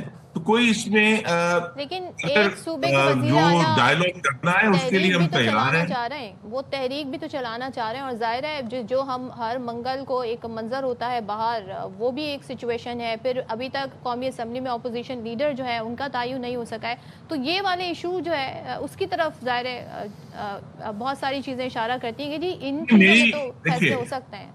जो ऑपोजिशन है वो कौमी तब होगी जब वो कौमी मामलात पर भी बात करेगी, और कौमी मामलात जो हैं वो सिर्फ एक जमात के या किसी एक फर्द के मफादात पर नहीं का इंतजार हो सकता। उनका इंतजार मसलन सबसे बड़ा मसला जो है इस वक्त पाकिस्तान में जो हमारे इस्तेहकाम को खतरे में डाल रहा है वो दहशत गर्दी है। अब इस पे हमें अपोजिशन जो तरीके जो है तहफ़्फ़ुज़ आइन उनकी तरफ से तो खैर कुछ नरमी है, लेकिन जो मेन अपोजिशन जमात है वो तो दहशत गर्दी की बुज़दिलाना मुसालियत कर रही है, अपीजमेंट कर रही है। तो लिहाजा वहां भी हमें जो अगर जो सीरियस इश्यूज हैं उस पर बात करें। दूसरा ये है कि अपोजिशन की तरफ से जो सबसे बेहतर फोरम है गुफ्तगू का वो पाकिस्तान की पार्लियामान है। मेरी ये तवक्को है कि जब अगली सेशन होंगे कौमी असम्बली के भी और सेनेट के भी, तो ये जो अपोजिशन लीडर का मामला है ये भी बड़ी खुश असलूबी से तय पा जाएगा और ऐवान में आए, ऐवान अपोजिशन करें। हम उनके साथ गुफ्तगू के लिए भी तैयार हैं। एक बात बताइएगा, 13 साल में आप लोग तैयार हैं? वज़ीर आज़म शहबाज शरीफ साहब भी 2-3 दफ़ा मुज़ाकरात की दावत दे चुके हैं। करंट पीटीआई की क़यादत जो है वो उनकी बानी से मुलाकात नहीं हो पाती। बात ये की जाती है कि असीरों को रिहा किया जाए कोट लखपत से, यास्मीन राशिद, महमूद रशीद और या शेख महमूद कुरैशी को, शाह महमूद कुरैशी को रिहा किया जाए ताकि वो बानी से बात कर लें। अच्छा, वो भी नहीं रिहा किया जा रहा पैरोल के ऊपर, तो फिर ये जो वज़ीर आज़म जो मुज़ाकरात की दावत देते हैं ये किस बेसिस पर दे रहे हैं? इस बेसिस पर दे रहे हैं कि मुज़ाकरात की बुनियाद पाकिस्तान के अवाम की फलाह होनी चाहिए, किसी एक जमात के सियासी मफादात नहीं। अच्छा, बड़ी सादा सी बात है। हम पाकिस्तान के अवाम को याद रखें जिन्होंने हमें वोट देकर इन ऐवानों में भेजा है जिसकी बुनियाद पर हुकूमतें बनी हैं। तो लिहाजा पाकिस्तान के अवाम के मफादात, जिनमें मैं फिर कहूंगा कि दहशत गर्दी का खात्मा सर फहरिस्त है, उसको सामने रखकर गुफ्तगू का आगाज करें। और उस गुफ्तगू के आगाज में मेरी ये तवक्को है कि जब एतमाद बढ़ेगा तो फिर तमाम दूसरे इशूज भी सामने लाए जा सकते हैं, लेकिन आगाज अवाम के मामलात से होगा। ठीक, सही, ठीक है। आगाज आप कहते हैं कि आवाम के मामलात से होगा। बहुत शुक्रिया अकरम दस्तगीर साहब, आपने बाखबर सवेरा के लिए वक्त निकाला। तो भाई अब ये सिचुएशन है। अब मुझे ऐसा लगता है कि जो हुकूमती वज़रा भी हैं उनके बयानात भी डिफरेंट हैं मुज़ाकरात के मामले को लेकर। मुझे तो बस कहीं वो ऊँट नज़र आना चाहिए जो किसी न किसी करवट पर बैठ जाए, तो फिर उसके बाद हम फॉलो अप भी करेंगे, आपको सारी आप लीड्स भी बताएंगे। हम जाएंगे छोटी सी ब्रेक पे, हाजिर होंगे ब्रेक के बाद। Stay there with us.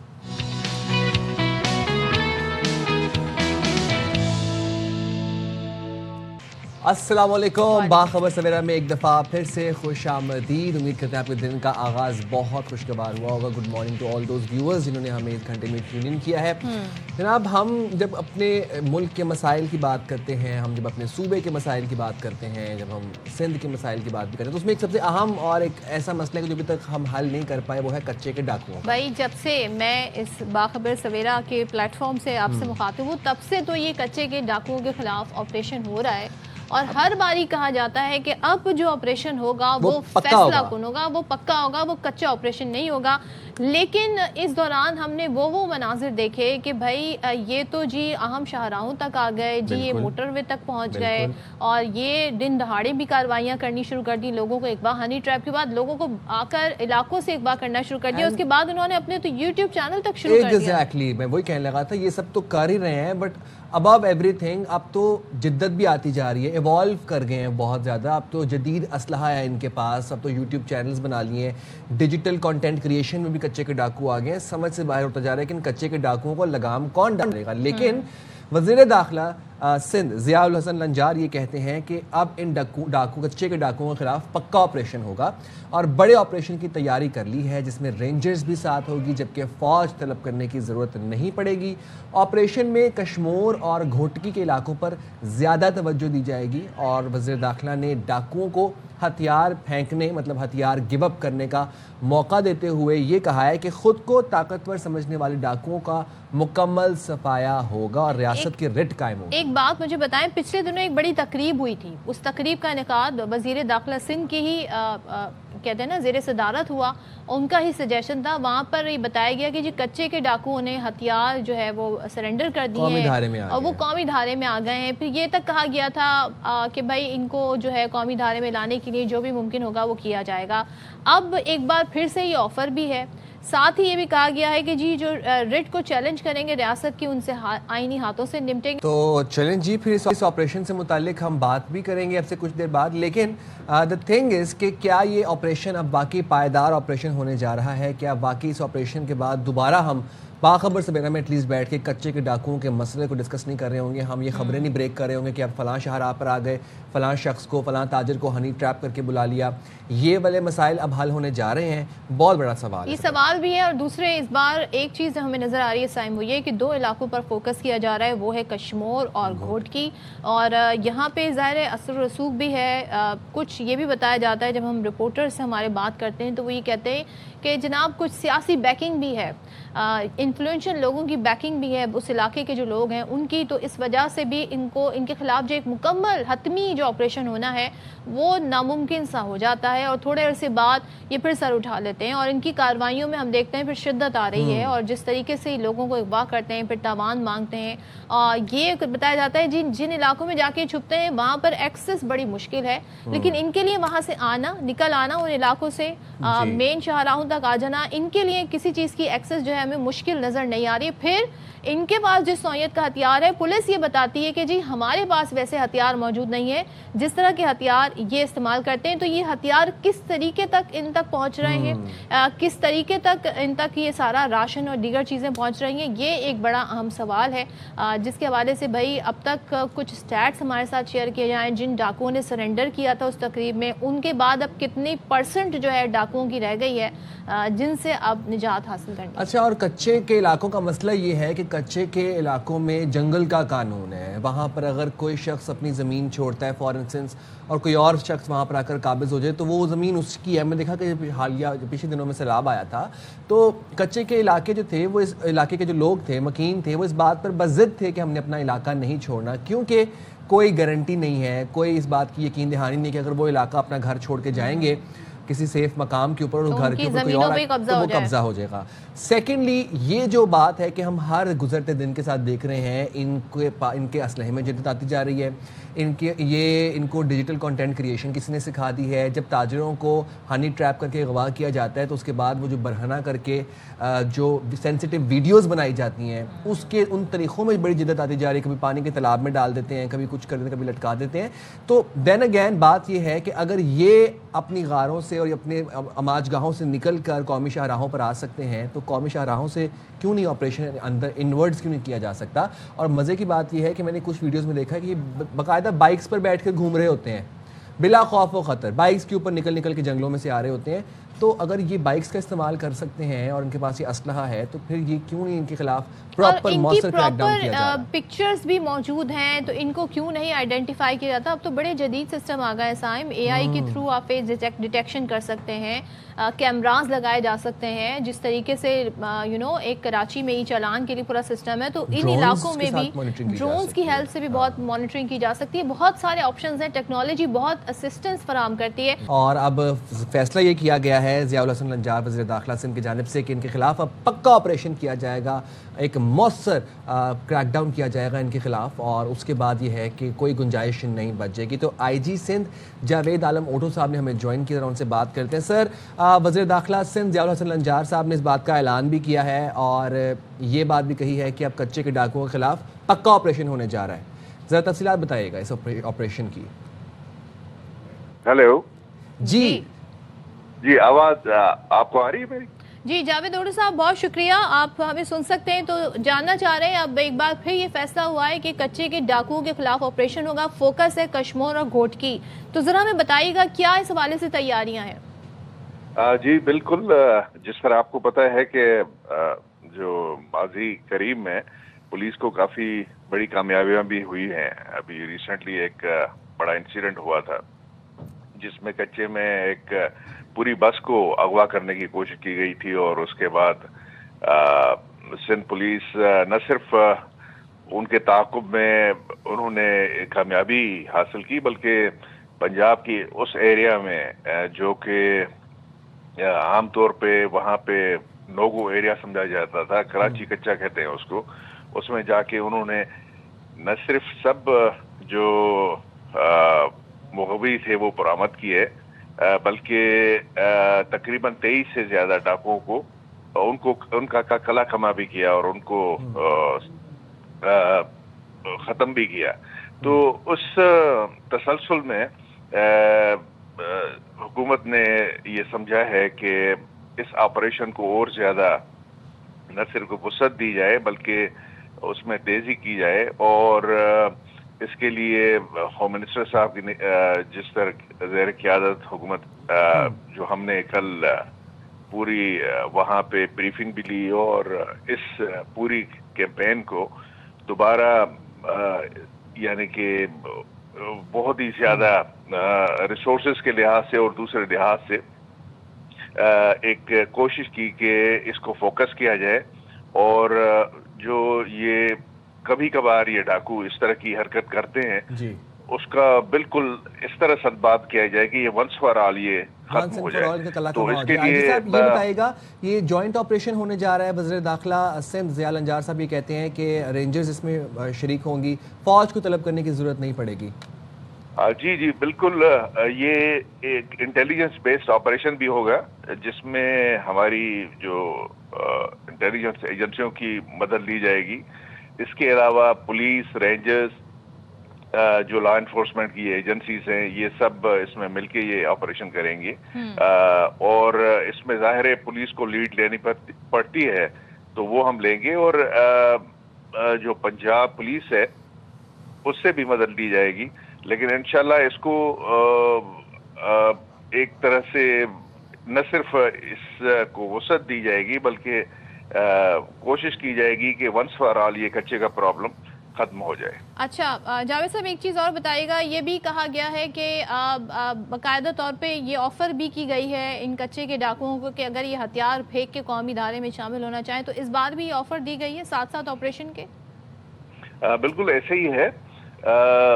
اس میں دو چیزیں ہیں, ایک تو سرنڈر کی ان کو آفر کی گئی ہے کہ اگر وہ خود سرنڈر ہوتے ہیں تو نہ صرف ان کی جان بخشی ہو جائے گی بلکہ ان کو یہ موقع فراہم ہوگا کہ وہ قانون کے دائرے میں عدالتوں میں اپنے کیسز جو ہیں ان کو لڑ کے اور اپنے آپ کو اگر ان کو کوئی بھی ریلیف ملتا ہے تو حکومت اس میں کوئی مداخلت نہیں کرے گی, پہلی بات. اور وہ سب قانون کے دائرے میں ہوگا. لیکن اگر یہ نہیں ہے تو پھر سختی کے ساتھ ان سے نمٹا جائے گا, اور اس کے ساتھ ساتھ ہی ڈی ویپنائزیشن بھی ہوگی. کہ اگر جو اسلحہ ہے, جس طرح آپ ماضی میں دیکھتے ہیں کہ ایک اسلحے کی بھرمار سوشل میڈیا پہ اور دوسری دکھائی جاتی ہے, تو اس میں گورنمنٹ نے ایک پیکج رکھا ہے جس میں وہ اسلحہ واپس لیا جائے گا ان سے اور ان کو اس کی قیمت دی جائے گی. تو ڈی ویپنائزیشن بھی اس کا حصہ ہوگا, اور انشاءاللہ کسی نے اگر اس سلسلے میں مدد کی تو گورنمنٹ اس کو ایک اماؤنٹ بھی دے گی اور ڈی ویپنائزیشن کو بھی کامیاب بنایا جائے گا انشاءاللہ. اور آئی جی صاحب یہ آپریشن ہائی ٹیک ہوگا, جدید ٹیکنالوجی کی مدد لی جائے گی سرویلنس کے لیے, ایریل مانیٹرنگ کے لیے, کیونکہ ہم دیکھتے ہیں کچے کا علاقہ کافی ایکسٹینسو ہے, دریا بھی اس میں شامل ہیں, کچے کے اور مزید بھی علاقے شامل ہیں. بالکل آپ نے صحیح کہا کہ اس مرتبہ اللہ کے فضل سے ہمارے پاس ایک ایج ہے ویپنز میں بھی, ہتھیاروں میں بھی اور ٹیکنالوجی میں بھی, اور ایسی چیزیں ابھی ہمارے پاس موجود ہے جس سے انشاءاللہ پولیس کو اور جو ریاست ہے, گورنمنٹ ہے, اس کی فورسز کو انشاءاللہ ہمیں بڑی بڑی توقع ہے کہ بہت بڑی کامیابی ہوگی، اور اسی لیے ہم ان کو یہ آفر دے رہے ہیں کہ وہ اگر باعزت زندگی گزارنا چاہتے ہیں اور اس کرائم کی دنیا سے نکلنا چاہتے ہیں تو ان کو موقع بھی دیں گے، لیکن اگر نہیں کیا تو بہت سختی کے ساتھ ان کے ساتھ نمٹا جائے گا۔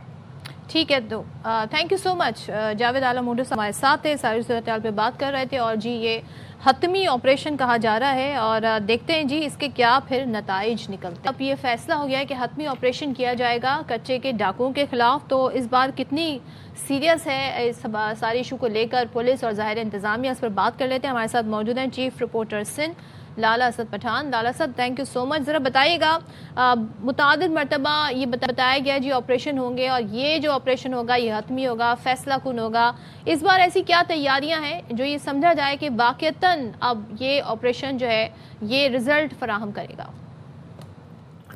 دیکھیں، کچے میں مکمل آپریشن کے لیے ایک پولیٹیکل ول کی بھی ضرورت ہے، اور اس کے علاوہ ایک انتظامی ول کی بھی ضرورت ہے۔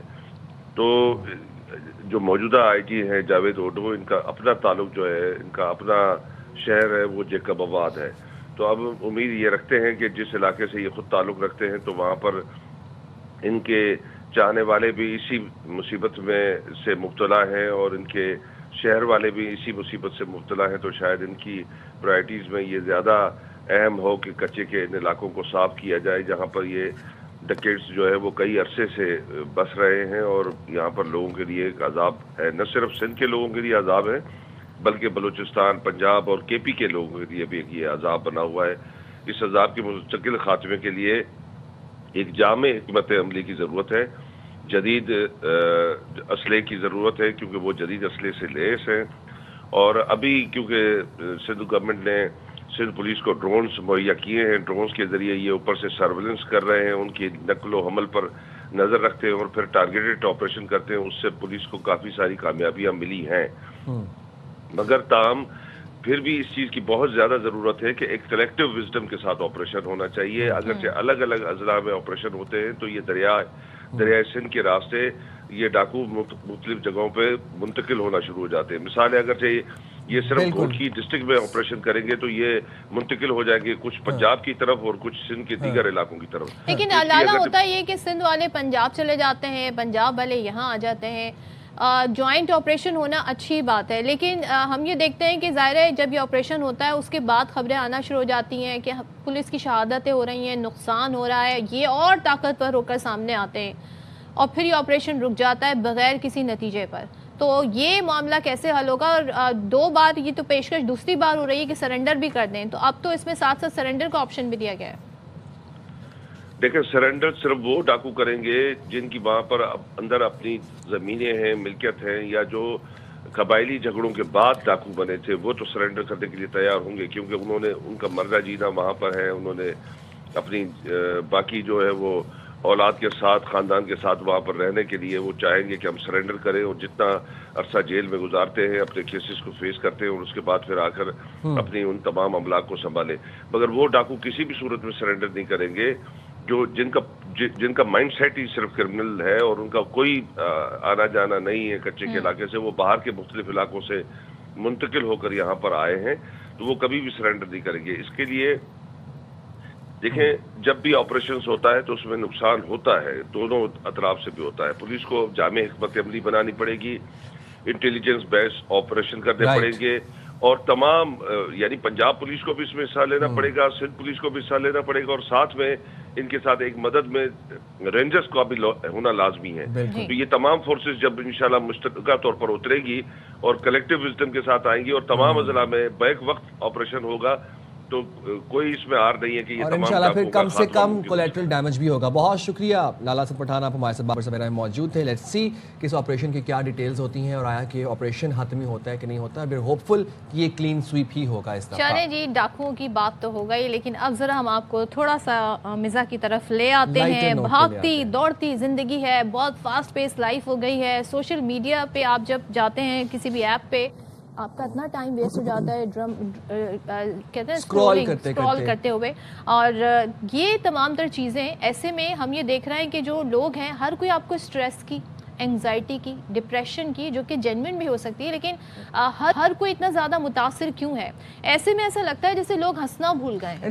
ناٹ اونلی سوشل میڈیا کی وجہ سے ہم دیکھتے ہیں کہ معاشی پریشانیاں بھی ہیں, سماجی عدم استحکام سا ہے, نوجوانوں کو روزگار کی تلاش ہے, تو لوگوں کے میریٹل لائف میں پرابلمس چل رہی ہیں. ہم نے اپنے دل و دماغ کو پریشانیوں میں, تناؤ کی کیفیت میں الجھا دیا ہے. اور مجھے نہیں, بہت سے لوگوں سے میں اکثر ملتا ہوں, میں سوال کرتا ہوں کہ when was the last time you laughed, اور لوگوں کے پاس اس بات کا جواب نہیں ہوتا کہ کب کھل کر وہ ہنسے تھے.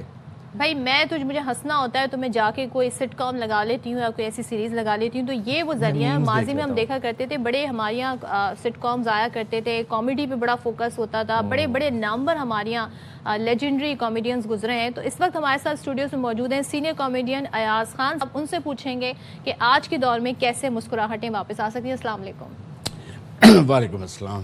کیا حال ہے آپ کے؟ بڑے آپ نے سوچ کے جو ہے نا, وہ میں اصل میں پچھلے سینیریو میں تھا, میں نے کہا واپس آ جاؤں. اچھا حالانکہ ڈاکو کو میں نے بھی نمٹایا. سوچے ہم نے کتنی کوئکلی ٹرانزیشن کی. نہیں, مگر میں نے کہا وہی والی بات شروع کروں گا, کیونکہ مجھے دیکھا جو بھی ہے نکال دو. اچھا, تو میں کہا یار میں تو ٹی وی پہ آتا ہوں, ایاز خان ہے نا آپ تو, اچھا نکل جائیں. آپ کے ساتھ تو انہوں نے بڑا اچھا سلوک کیا. آپ کچے کے علاقے میں سے کر کیا رہے تھے؟ کہاں پہ؟ کچے کے علاقے میں. کچے نہیں, میں کچے سے پکے میں, پکے سے کچے میں تھا. اچھا میں بالکل وہاں نہیں تھا, کراچی کا بتا رہا ہوں. یہ کراچی کی کچی پکی روڈ کی بات ہے. کئی کچی پکی سڑکوں کی بات ہو رہی ہے. بیچارے والوں کو ان کو ٹی وی کہاں دیکھنے کی فرصت ملتی ہے.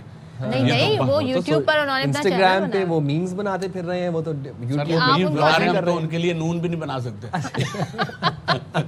اچھا تو یہ بتائیں آج کل ویسے آپ کو کیا لگتا ہے کہ لوگ اتنا جو دباؤ محسوس کرتے ہیں, یہ معاشی دباؤ ہیں, اپنے ان کے کہتے ہیں نا سوشل ایشوز ہیں, کن ایشوز کی وجہ سے لوگ بڑی انگزائٹی اور سٹریس کی بات کرتے نظر آتے ہیں؟ لیکن ہر صبح جو بھی ہوتی ہے نا, تو ہم لوگ پہلے سوچ رہے ہوتے ہیں یار ایک تو کل کو نہیں بھولتے, یار کل جو یہ ہوا تھا. اچھا کچھ لوگوں کے قصے ہوتے ہیں, یار وہ فلاں کے ساتھ ایسا ہو گیا ویسا ہو گیا. اب ہوتا ہے کہ اس اسٹریس ماحول میں جو کامیڈی ہے وہ بہت ہے تو ڈیفیکلٹ. اب سوشل میڈیا ایک آ گیا کہ ہر ایک کے ہاتھ میں جو ہے موبائل ایسے آ گیا, اگر ان کے ہاتھ میں موبائل نہیں بھی ہے, آئی فون نہیں بھی ہے, کوئی بھی فون نہیں ہے, تو ہاتھ ان کا ایسے ہی ہے. سوتے ہوئے بھی ان کا ہاتھ یوں ہی ہوتا ہے, تو پھر وہ دیکھتے ہیں کہ بھائی بچے کے ہاتھ پر تو سیٹ ہے. لیکن ہر ایک کو ضرورت ہے. ہم دیکھیں ابھی اتنی دیر سے بات کریں, وہ ایک تو میرے چہرے پہ ایسی چیز تو نہیں ہے, لیکن چونکہ میرے کام میں ایسا ہے کہ لوگ کہتے ہیں جو ایاز کامک ریلیف ہمیں مل گیا. جیسے بلبلے ایون دیکھیں میں نے جو کیا, اتنے ڈرامے کیے انور بھائی کے ساتھ, معین بھائی کے ساتھ, سب کے ساتھ, اور ساتھ جڑ کے ہم نے باہر کے ٹورز کیے. تو مقصد ہم سب کا یہی ہے کہ کامیڈی ہونی چاہیے. جب آپ انور مقصود کا نام لیتے ہیں, معین اختر صاحب کا نام لیتے ہیں, عمر شریف صاحب کا نام لیتے ہیں, اس ٹائم پر لوگ بیٹھ کے پورا پروگرام دیکھتے تھے, انتظار کرتے تھے جواب کا, حاضر جوابی ہوتی تھی. آج کے لوگوں کا ٹینشن سپین اتنا کم ہو گیا ہے کہ اگر 5 سیکنڈ میں آپ نے ریل سمجھ میں آتی ہے ٹھیک ہے تو آپ اسکرول کر دو. آپ کو لگتا ہے کہ ہمیں ضرورت ہے اپنا ٹینشن سپین کو تھوڑا وائڈ کرنے کی؟ بالکل ہے, اور ہر وقت ہے. لیکن دیکھیں بات یہ کہ ہم نے جو چینلز پہ جو کام کیا نا, اس کی لینگویج میں اور جو ہم دیکھ رہے ہیں اس کی لینگویج میں ذرا سا فرق ہے. اور وہ ہمارے جو بچے کل کے جو ہیں, جو ہمارے تصور نہیں ہے کہ کوئی تو سے بات کرے, تو ہمارے تصور نہیں ہے کہ زومانی جملوں والی کامیڈی جو ہے وہ دیکھیں ہمارے اوپر تو وہ کبھی بھی چھاپ لگ ہی نہیں سکتی. مگر اگر چھوٹی بھی کوئی بات کی جائے, جیسے ایک بہت چھوٹی سی بات ہے کہ گدھا گاڑی والا جا رہا ہے, تو میں نے اس کو کہا بتاؤ گاڑی اور گدھا گاڑی میں کیا فرق ہے؟ کہنا کہ گدھا گاڑی میں گدھا باہر ہوتا ہے. ایک لمحے میری سمجھ میں کتنی بڑی بات ہے. ایاز صاحب اس کی توجہ وہی دیتے ہیں کہ دیکھیں جو سلینگ یوز ہو رہی ہے نا, یہ ایکچولی وہ میں اپنے موبائل پہ دیکھ رہی ہوں, تو یہ فیملی کے ساتھ نہیں دیکھ رہی. تو وہ ایک کہتے ہیں جی یہ انٹریکشن جی ریلیٹیبل ہے to some extent, person to person ہو جاتا ہے. لیکن جو ہم ٹی وی پہ دیکھتے تھے, جو ہم تھیٹر میں دیکھتے تھے, وہ ایک فیملی گیدرنگ ہوتی تھی. تو اس وجہ سے بھی یہ لینگویج اس طرح کی ہو گئی, آپ سمجھتے ہیں؟ دیکھیں بات یہ ہے کہ ٹی وی پہلے یہ تھا, وہ فیملی انوائرمنٹ اب رہا ہی نہیں نا کہ سب بیٹھ کے ٹی وی دیکھیں, سب بیٹھ کے کھانا کھا لیں. کھانا بھی اب گھر میں سب نہیں کھا رہے, کوئی وہاں جا رہا ہے, کوئی تم نے کھا لیا اس نے کہا. مطلب ہمارا جو لائف سسٹم ہے نا, وہ اتنا ڈفرینٹ ہو گیا ہے. لیکن پھر بھی یہ اب ہمارے ایک پرسنل ایک وہ چیز ہو گئی جس سے ہم دیکھ سکتے ہیں. لیکن آپ اچھی چیزیں دیکھیں, اب تو یہ خود بذات خود اتنا خطرناک ہے, آپ صرف یہاں سوچ رہے ہوتے ہیں اور اس میں وہ چیز آ جاتی ہے. جو آپ نہیں سوچ رہے ہوتے ہیں وہ آپ کسی کے لیے سوچ رہے ہوتے ہیں تب بھی اس میں آ جاتا ہے. اگریڈ. تو حالانکہ اتنی چیزیں صرف بیوی کو پتا ہوتا ہے شوہر کے بارے میں کہ بھئی آپ نے یوں کیا, تو اگر ہم نے یوں کیا تو وائف کو پتا ہوتا ہے, سنیں آج آپ نے پھر 2 دفعہ یہ یوں کیا ہے. اچھا کمپٹیشن ہو تب Instagram بیوی کو جیتے گی پھر بھی. نہیں بیوی کو میں تعریف میں کہہ رہا ہوں بھائی میں وہ ایک خاتون تھی نا, انہوں نے سوٹ پہنا, اپنی وائف سے کہا کہ وہ سوٹ پہن کے وائف سے کہا کہ وائف نے پوچھ لیا سوٹ پہن کیسی لگ رہی ہو, کہنے تعریف کروں یا سچ بتاؤں. تو اب اس پہ بتائیں کون سی آپ, یہ تو انہوں نے اپنے آپ کو خود ہی پھنسا لیا نہیں سچویشن. کس نے پھنسا لیا, نہیں تعریف کر دیتے سیدھی ہم سیدھی. اگر تعریف یہی ہے معاشرے میں, ہم اگر ادھر ادھر ہم کہاں جائیں گے. ہمارے معاشرے میں جو ٹونس ہیں, ہمارے جو پاکستان کی جتنی ٹونس ہیں, ان ٹونس میں اتنا مزہ ہے, خواہ وہ ہم سندھی بولیں خواہ ہم پنجابی بولیں, تو اور ہر ایک کی الگ. جیسے پنجاب ظاہر ہے کہ یہاں تو آپ کہیں گے نا بھائی پائے لیا, اور لاہور میں جیسے میں گیا تو انہوں نے کہا پاو لیا بھائی, تو پھر وہ یہاں والے جو گئے کہنے سنیے ایسے کیجیے کہ پیالے میں 2-4 قدم ڈال کے لے آئیے, قدم ڈال.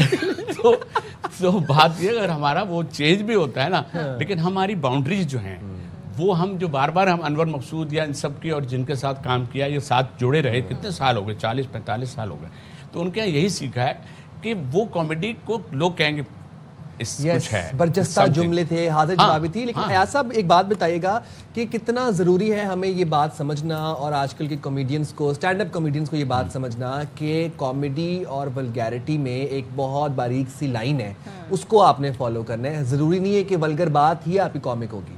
یہ ہمارے پتہ وہ سمجھتے ہیں کہ شاید بڑا لافٹر آ گیا تو یہ اس کی میم بن جائے گی, اس کی نون بن جائے, مطلب مجھے اس پہ وہ ہوتا ہے کہ آپ اس پہ کیوں جا رہے ہیں, کہ کتنی آپ کے میرے بہت فالوورس ہیں, لیکن میں نے اس کو یہ نہیں سوچا کہ یہ میرے پیسہ, یہ میرے ذریعہ ہو بنے.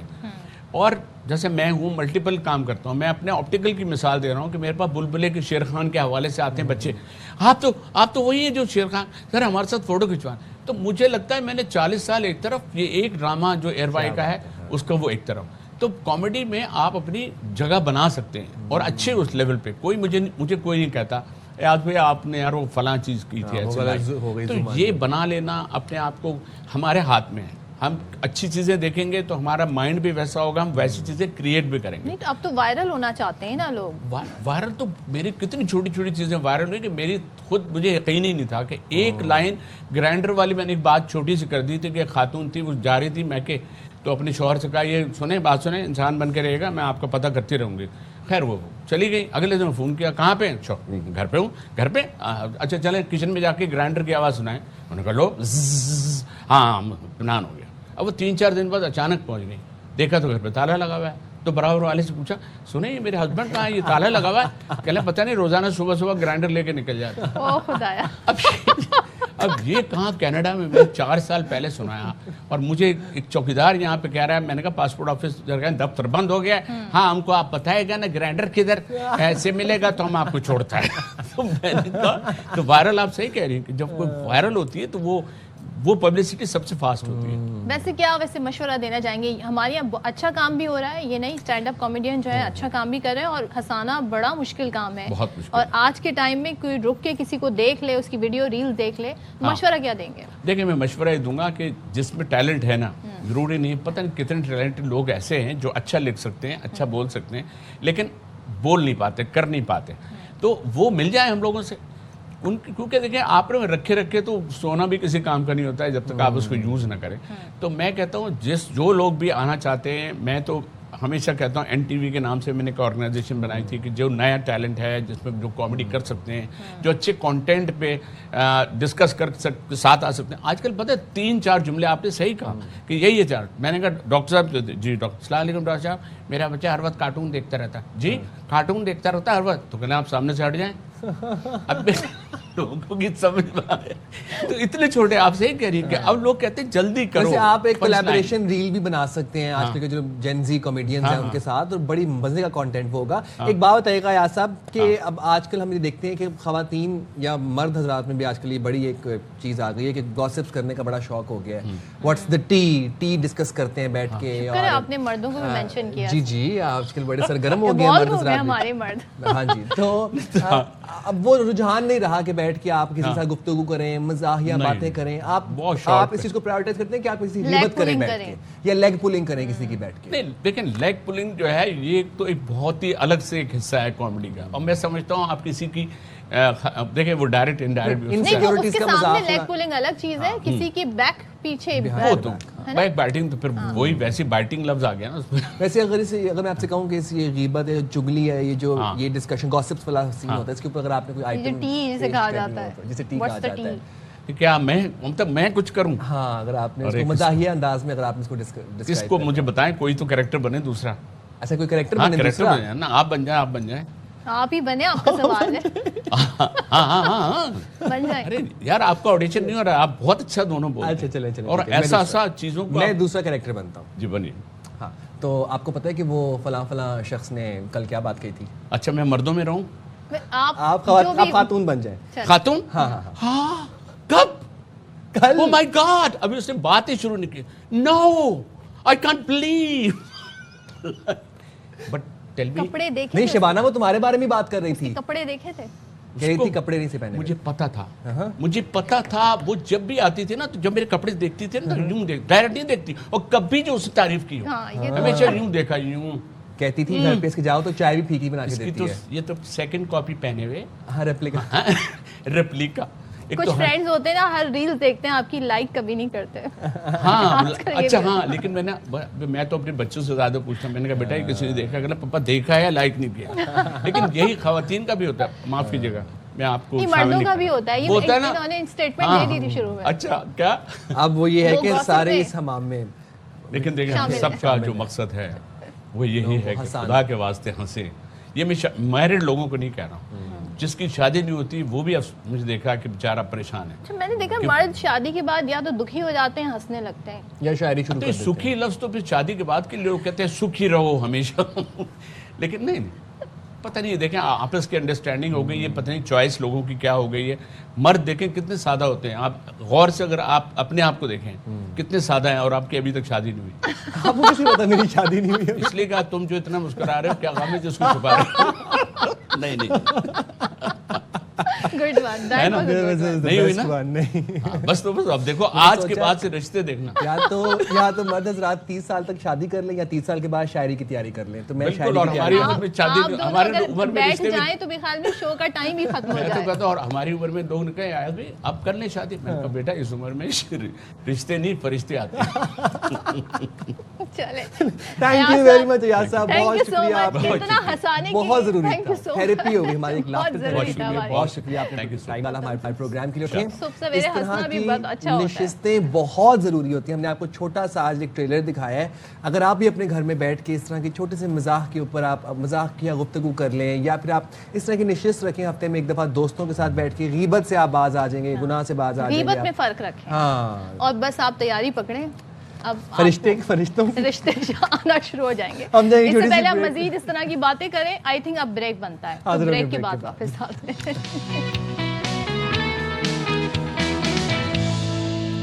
वेलकम बैक back जनाब। और मैं बड़े अरसे से नोटिस कर रहा हूँ एक चीज़ सदफ, कि जब मैं इस्लामाबाद से कराची आया था तो मुझे एक सवेयर पोलन एलर्जी थी, जो कि कराची आके मेरी बहुत बेहतर हो गई है। अब मुझे उस तरह से छींकें नहीं आती जिस तरह मुझे पहले आती थी, नॉन स्टॉप एंड लेस छींकें। अच्छा, आई थिंक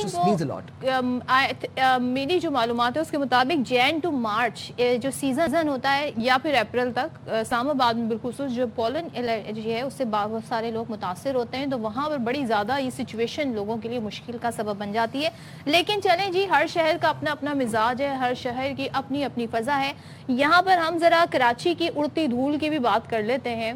वहाँ पर भी हम देख रहे हैं हर तरफ इसी तरह का तासुर है, तो इस्लामाबाद में भी सीज़न में ये एलर्जी पाई जाती है। अच्छा, एलर्जी क्या है? ये जिस्म का जो आपका इम्यूनिटी सिस्टम है, जिसे मुदाफ़ती निज़ाम कहते हैं, उसके रद्द अमल ज़ाहिर करने को कहते हैं। यानी किसी भी चीज़ से होने वाली एलर्जी में सांस की नाली में खारिश, नाक बहना, इस तरह की चीज़ें जो आपकी रेस्पिरेटरी सिस्टम से रिलेटेड होती हैं, वो अलामात शुरू हो जाती हैं। अच्छा, इस्लामाबाद में जो लोग रह रहे हैं, हमारा प्रोग्राम देख रहे हैं, वो इस चीज़ से बहुत रिलेट कर सकते हैं। ये पोलन एलर्जी वाला सीज़न आता है। अब बेसिकली था क्या कि इस्लामाबाद में जंगली शहतूत के बहुत सारे दरख्त थे।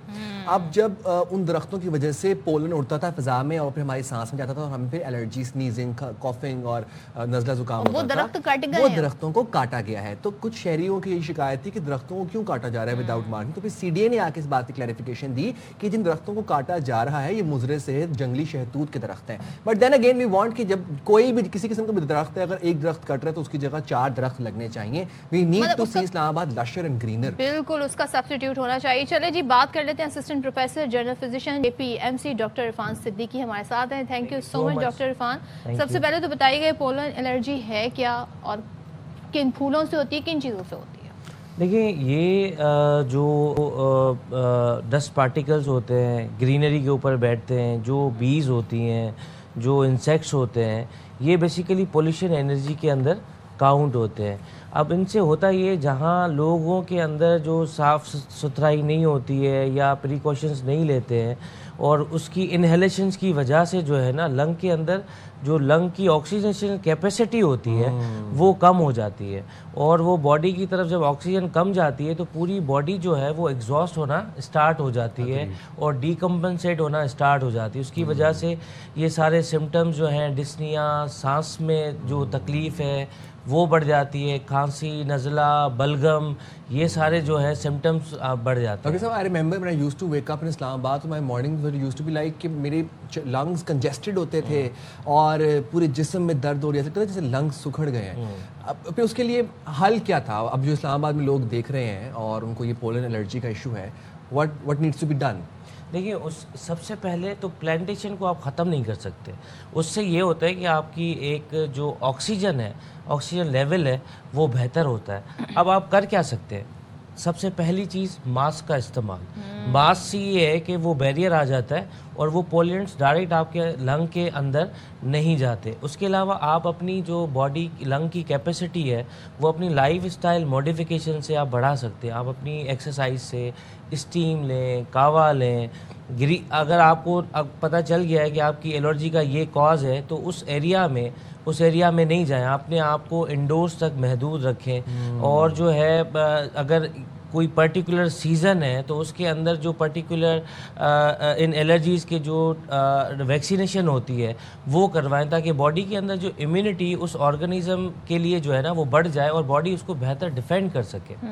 اچھا تھوڑا سا میں خشک کھانسی کے بارے میں جانوں گی, لیکن مجھے آپ نے ماسک کا ذکر کیا تو یہ جو عام ماسک ہم یوز کرتے ہیں یہ کافی ہے اگینسٹ پولن الرجی, یا جو ایک N95 ماسک جو ہم کووڈ میں یوز کر رہے تھے اس طرح کے ماسک کی ضرورت ہے؟ دیکھیں ابھی ہو کیا رہا ہے, دیکھیں N95 mask is very specific and prescribing mask. اس کا جو ریزسٹنگ افیکٹ ہے وہ نارمل ماسک سے زیادہ ہے.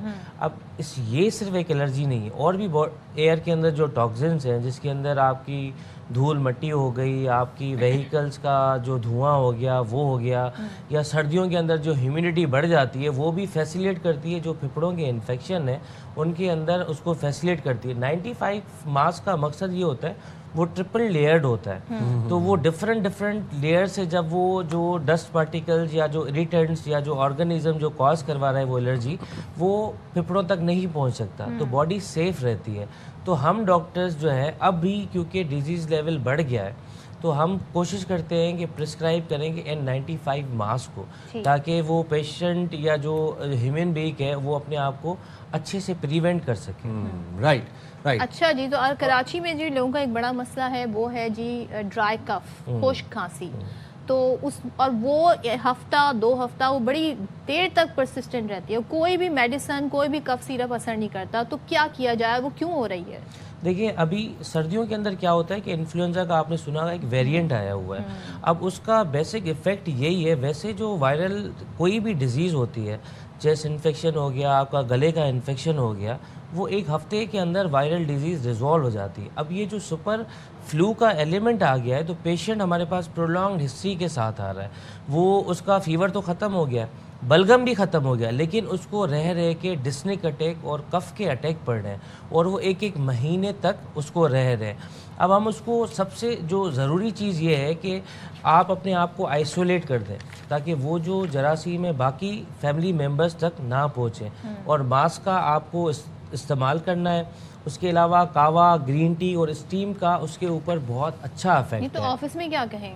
آفس میں آپ یہ کاوا آفس نہ جائیں. نہیں آفس دیکھیں جیسے یہ انڈورس ہیں, اس کے اندر آپ एक गैप ले सकते हैं, बाहर जा सकते हैं, अपनी वेंटिलेशन बेहतर कर सकते हैं, सोशल डिस्टेंसिंग कर सकते हैं। अगर एक बंदा अफेक्टेड है तो उसके अंदर सोशल डिस्टेंसिंग से दूसरे के ऊपर वो कम्युनिकेबल नहीं और वो जो होगा। एक महलूल सा आता है, I don't know if I can say the name, वो इस्तेमाल कर सकते हैं हम, ज़्यादा कर सकते हैं, जो पानी में डाल के चाय में डाल के पिया जाता है। बिल्कुल पी सकते हैं। देखिए अब देखिए ये जड़ी जो बूटियों गर्म वाला। चीज़ है, गर्म चीज़ें जो गर्म चीज़ें जो भी हैं, जैसे उसके अंदर सूप भी हो गया, दूसरी चीज़ें भी हो गई, उनका डायरेक्ट एक सूदिंग इफेक्ट होता है। गले के अंदर जो सूजन होती है वो उसको कम करता है और वो उसके अंदर जो ऑक्सीनेशन होती है वो बेहतर हो सकती है। तो हम यही एडवाइस करते हैं कि भाई अब इस सीज़न के अंदर एक तो गर्म कपड़े पहने, खुद को आइसोलेट करें आप, और जो है अपनी इम्यूनिटी को बढ़ाने के लिए कावा, ग्रीन टी, ये सारी इस्तेमाल चीज़ें करें। ठंडी चीज़ें जो है उनको अवॉइड करें ताकि ये जो वायरल इन्फेक्शन सिम्टम्स जो हैं। और दूसरी एक और बात आपको बताता चलो, अगर आपको खांसी हो रही है तो अपनी हाइजीन बेहतर रखें, वही हाथ दोबारा नाक पे नहीं लगाएं, क्योंकि वही सारे ऑर्गेनिजम्स आपके फैमिली पे या आपके अंदर जिन बच्चे हैं जिनकी इम्यूनिटी वीक है या एल्डरली पेशेंट है, डायबिटिक पेशेंट है, उनके अंदर ये ज़्यादा ट्रांसमिट होता है और अफेक्ट करता है। तो अपनी हाइजीन को भी बहुत अच्छा रखना है। इम्यूनो कॉम्प्रोमाइज जो लोग हैं वो ज़्यादा मुतासिर यस, 60 ईयर्स के ओल्ड एज पेशेंट्स हैं या यंग इन्फेंट्स हैं जिनके अंदर बॉडी के अंदर एंटीबॉडीज़ नहीं है उस डिफेंड करने के लिए, तो वो ज़्यादा जो है विक्टिमाइज होते हैं इस डिजीज़ से। बिल्कुल ठीक है।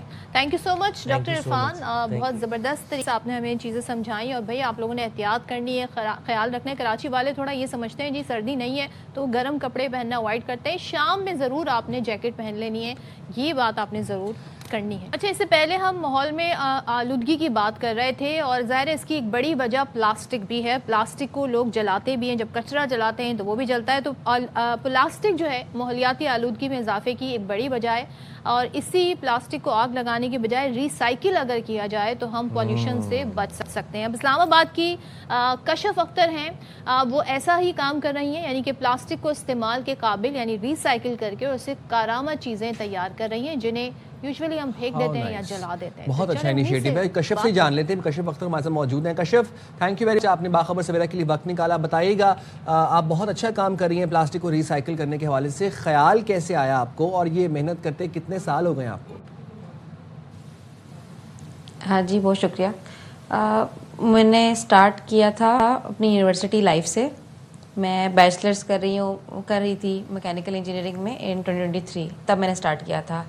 मेरा वैसे तो ताल्लुक़ सरगोदा से है और हायर एजुकेशन के लिए मैं इस्लामाबाद आई थी और बहुत ज़्यादा पोल्यूशन हमने हर इलाके में ही देखी है, कराची से लेके सरगोदा, लाहौर, इस्लामाबाद में भी। तो हमारा जो आइडिया था जिस पे हमने स्टार्ट किया वो ये था कि जो प्लास्टिक रिसाइकल नहीं होता है एनवायरनमेंट में उसको टारगेट करें और उसमें हमारे मेनली जितने भी चिप्स के पैकेट्स, जितने खाने की आप पैकेजिंग देखते हैं, वो फूड की पैकेजिंग के अलावा जो लिक्विड पैकेजिंग्स हैं जैसे कि आपकी मिल्क पैक्स और जो नॉर्मल आपके शॉपिंग के थैले होते हैं या जिसको हम शॉपर भी कहते हैं प्लास्टिक वाला, वो सारा रिसाइकलिंग में नहीं जाता है, लाइट वेट है, उसको उठाया नहीं जाता और वो सिर्फ कचरे का बाइस बनता है। नाले बंद होते हैं उनसे और वो सारे लोग गली के कोनों पे गिरा देते हैं। सही। तो आइडिया ये था कि इसको उठाया जाए और इसको रिसाइकिल किया जाए, यहाँ से स्टार्ट किया। तो ये जो ज़ाहिर है इसको जब रिसाइकलिंग के लिए भी नहीं यूज़ किया जा रहा, लेकिन आप इस तरफ आई हैं तो इनसे फिर क्या कारामद चीज़ें बन सकती हैं? जी हमने एक नया सोल्यूशन निकाला, उसका सोल्यूशन से हम बना ये रहे हैं कि उसकी एक हम इस तरह की कंपोजिशन बनाते हैं जिससे आप उससे या तो टाइल्स बना लें, प्लांटर्स बना लें, अब हमने फर्नीचर भी बनाना शुरू कर दिया है। उसकी कंपोजिशन हमने इस तरह चेंज कर दी केमिकल्स के साथ कि एक इनोवेटिव प्रोडक्ट सामने आ गया। अब वो प्लास्टिक नहीं रहा, वो बल्कि एक पत्थर की शक्ल ले गया है। जब वो आप वो देखें अगर उसको रियल लाइफ में तो वो इतना मजबूत है कि आपको सीमेंट से ज़्यादा स्ट्रेंथ देगा। और प्लास्टिक की नुमा शक्ल भी होगी उसकी। अच्छा, और ये इसको आप कमर्शियलाइज करने के बारे में आप सोचती हैं इस प्रोजेक्ट को? जी हम ऑलरेडी इस पे काम कर रहे हैं 2 साल से और जो हमारे एक प्रोडक्ट है प्लांटर्स, वो मार्केट में कमर्शलाइज्ड है फुली। हमने तकरीबन सारे कॉर्पोरेट्स को दिया इन पाकिस्तान।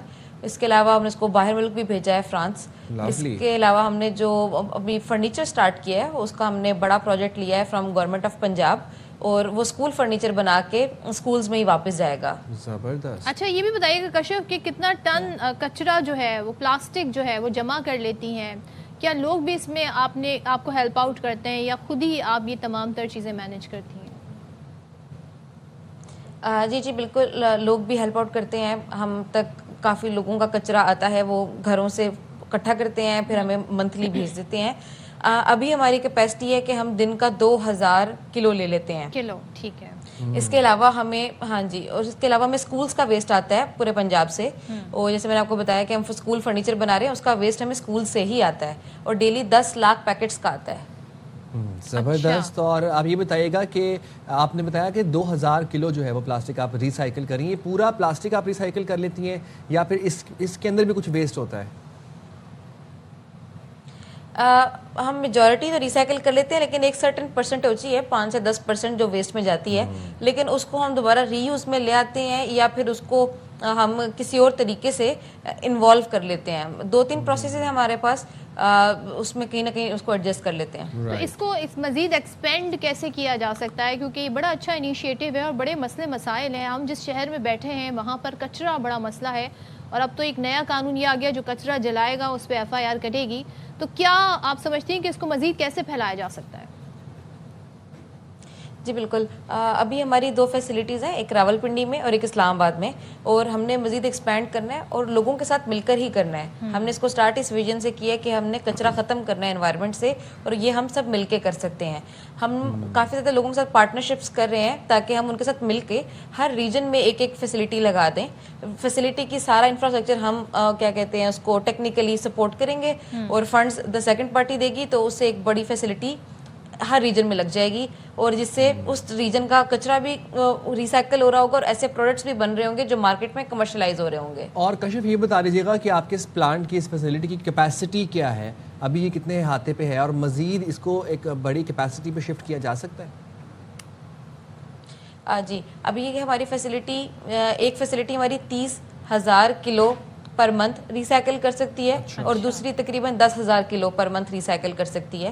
اور یہ ابھی چھوٹی فیسلٹیز ہیں کیونکہ ہمیں زیادہ ٹائم نہیں ہوا، تو اسے بڑی فیسلٹیز ہم لگائیں گے جو لاکھوں کے حساب سے لاکھوں ٹن ریسائیکل کرے گی منتھلی. تو یہ کاسٹلی ہے اس کا پلانٹ اور تمام تر پروسیس، یا آپ سمجھتے ہیں کہ کوئی بھی انڈیویجول اس میں کنٹریبیوٹ کر سکتا ہے آسانی سے؟ انڈیویجول تو نہیں، لیکن ایک ایز اے بزنس جنہوں نے اسٹارٹ کرنا ہے، اٹس اے گڈ اپرچونیٹی، کیونکہ آپ اس میں انویسٹ کر کے اس کو بڑا سیٹ اپ بنا سکتے ہیں اور پروفیٹیبل بھی ہے. بہت شکریہ کشف اختر، آپ ہمیں اپڈیٹ ہمارے ساتھ موجود تھیں. دیکھیں بزنس مل بھی اچھا ہے اور ساتھ ماحول دوست بھی ہے. نہیں کوئی چیز نکمی زمانے میں نہیں، کچرا بھی نکما نہیں ہے. اگر اس کو ریسائیکل کر لیا جائے تو سوچیں اس سے فرنیچر بن رہا ہے اور نہ جانے کیا کیا چیزیں بن رہی ہیں، والز بن رہے ہیں بھائی، اور بہت اچھا یہ اس کا استعمال ہے. اور سوچیں، مجھے تو ان اسکولز کو اپریشیٹ کرنا چاہیے جو اپنے اسکول کا کچرا انہیں بھیجتے ہیں اور پھر اسی سے فرنیچر بنتا ہے، وہ یوٹیلائز ہوتا ہے. بالکل جی. ہمیں دیں اجازت، اپنا بہت زیادہ خیال رکھیے گا. اللہ حافظ. پاکستان زندہ باد.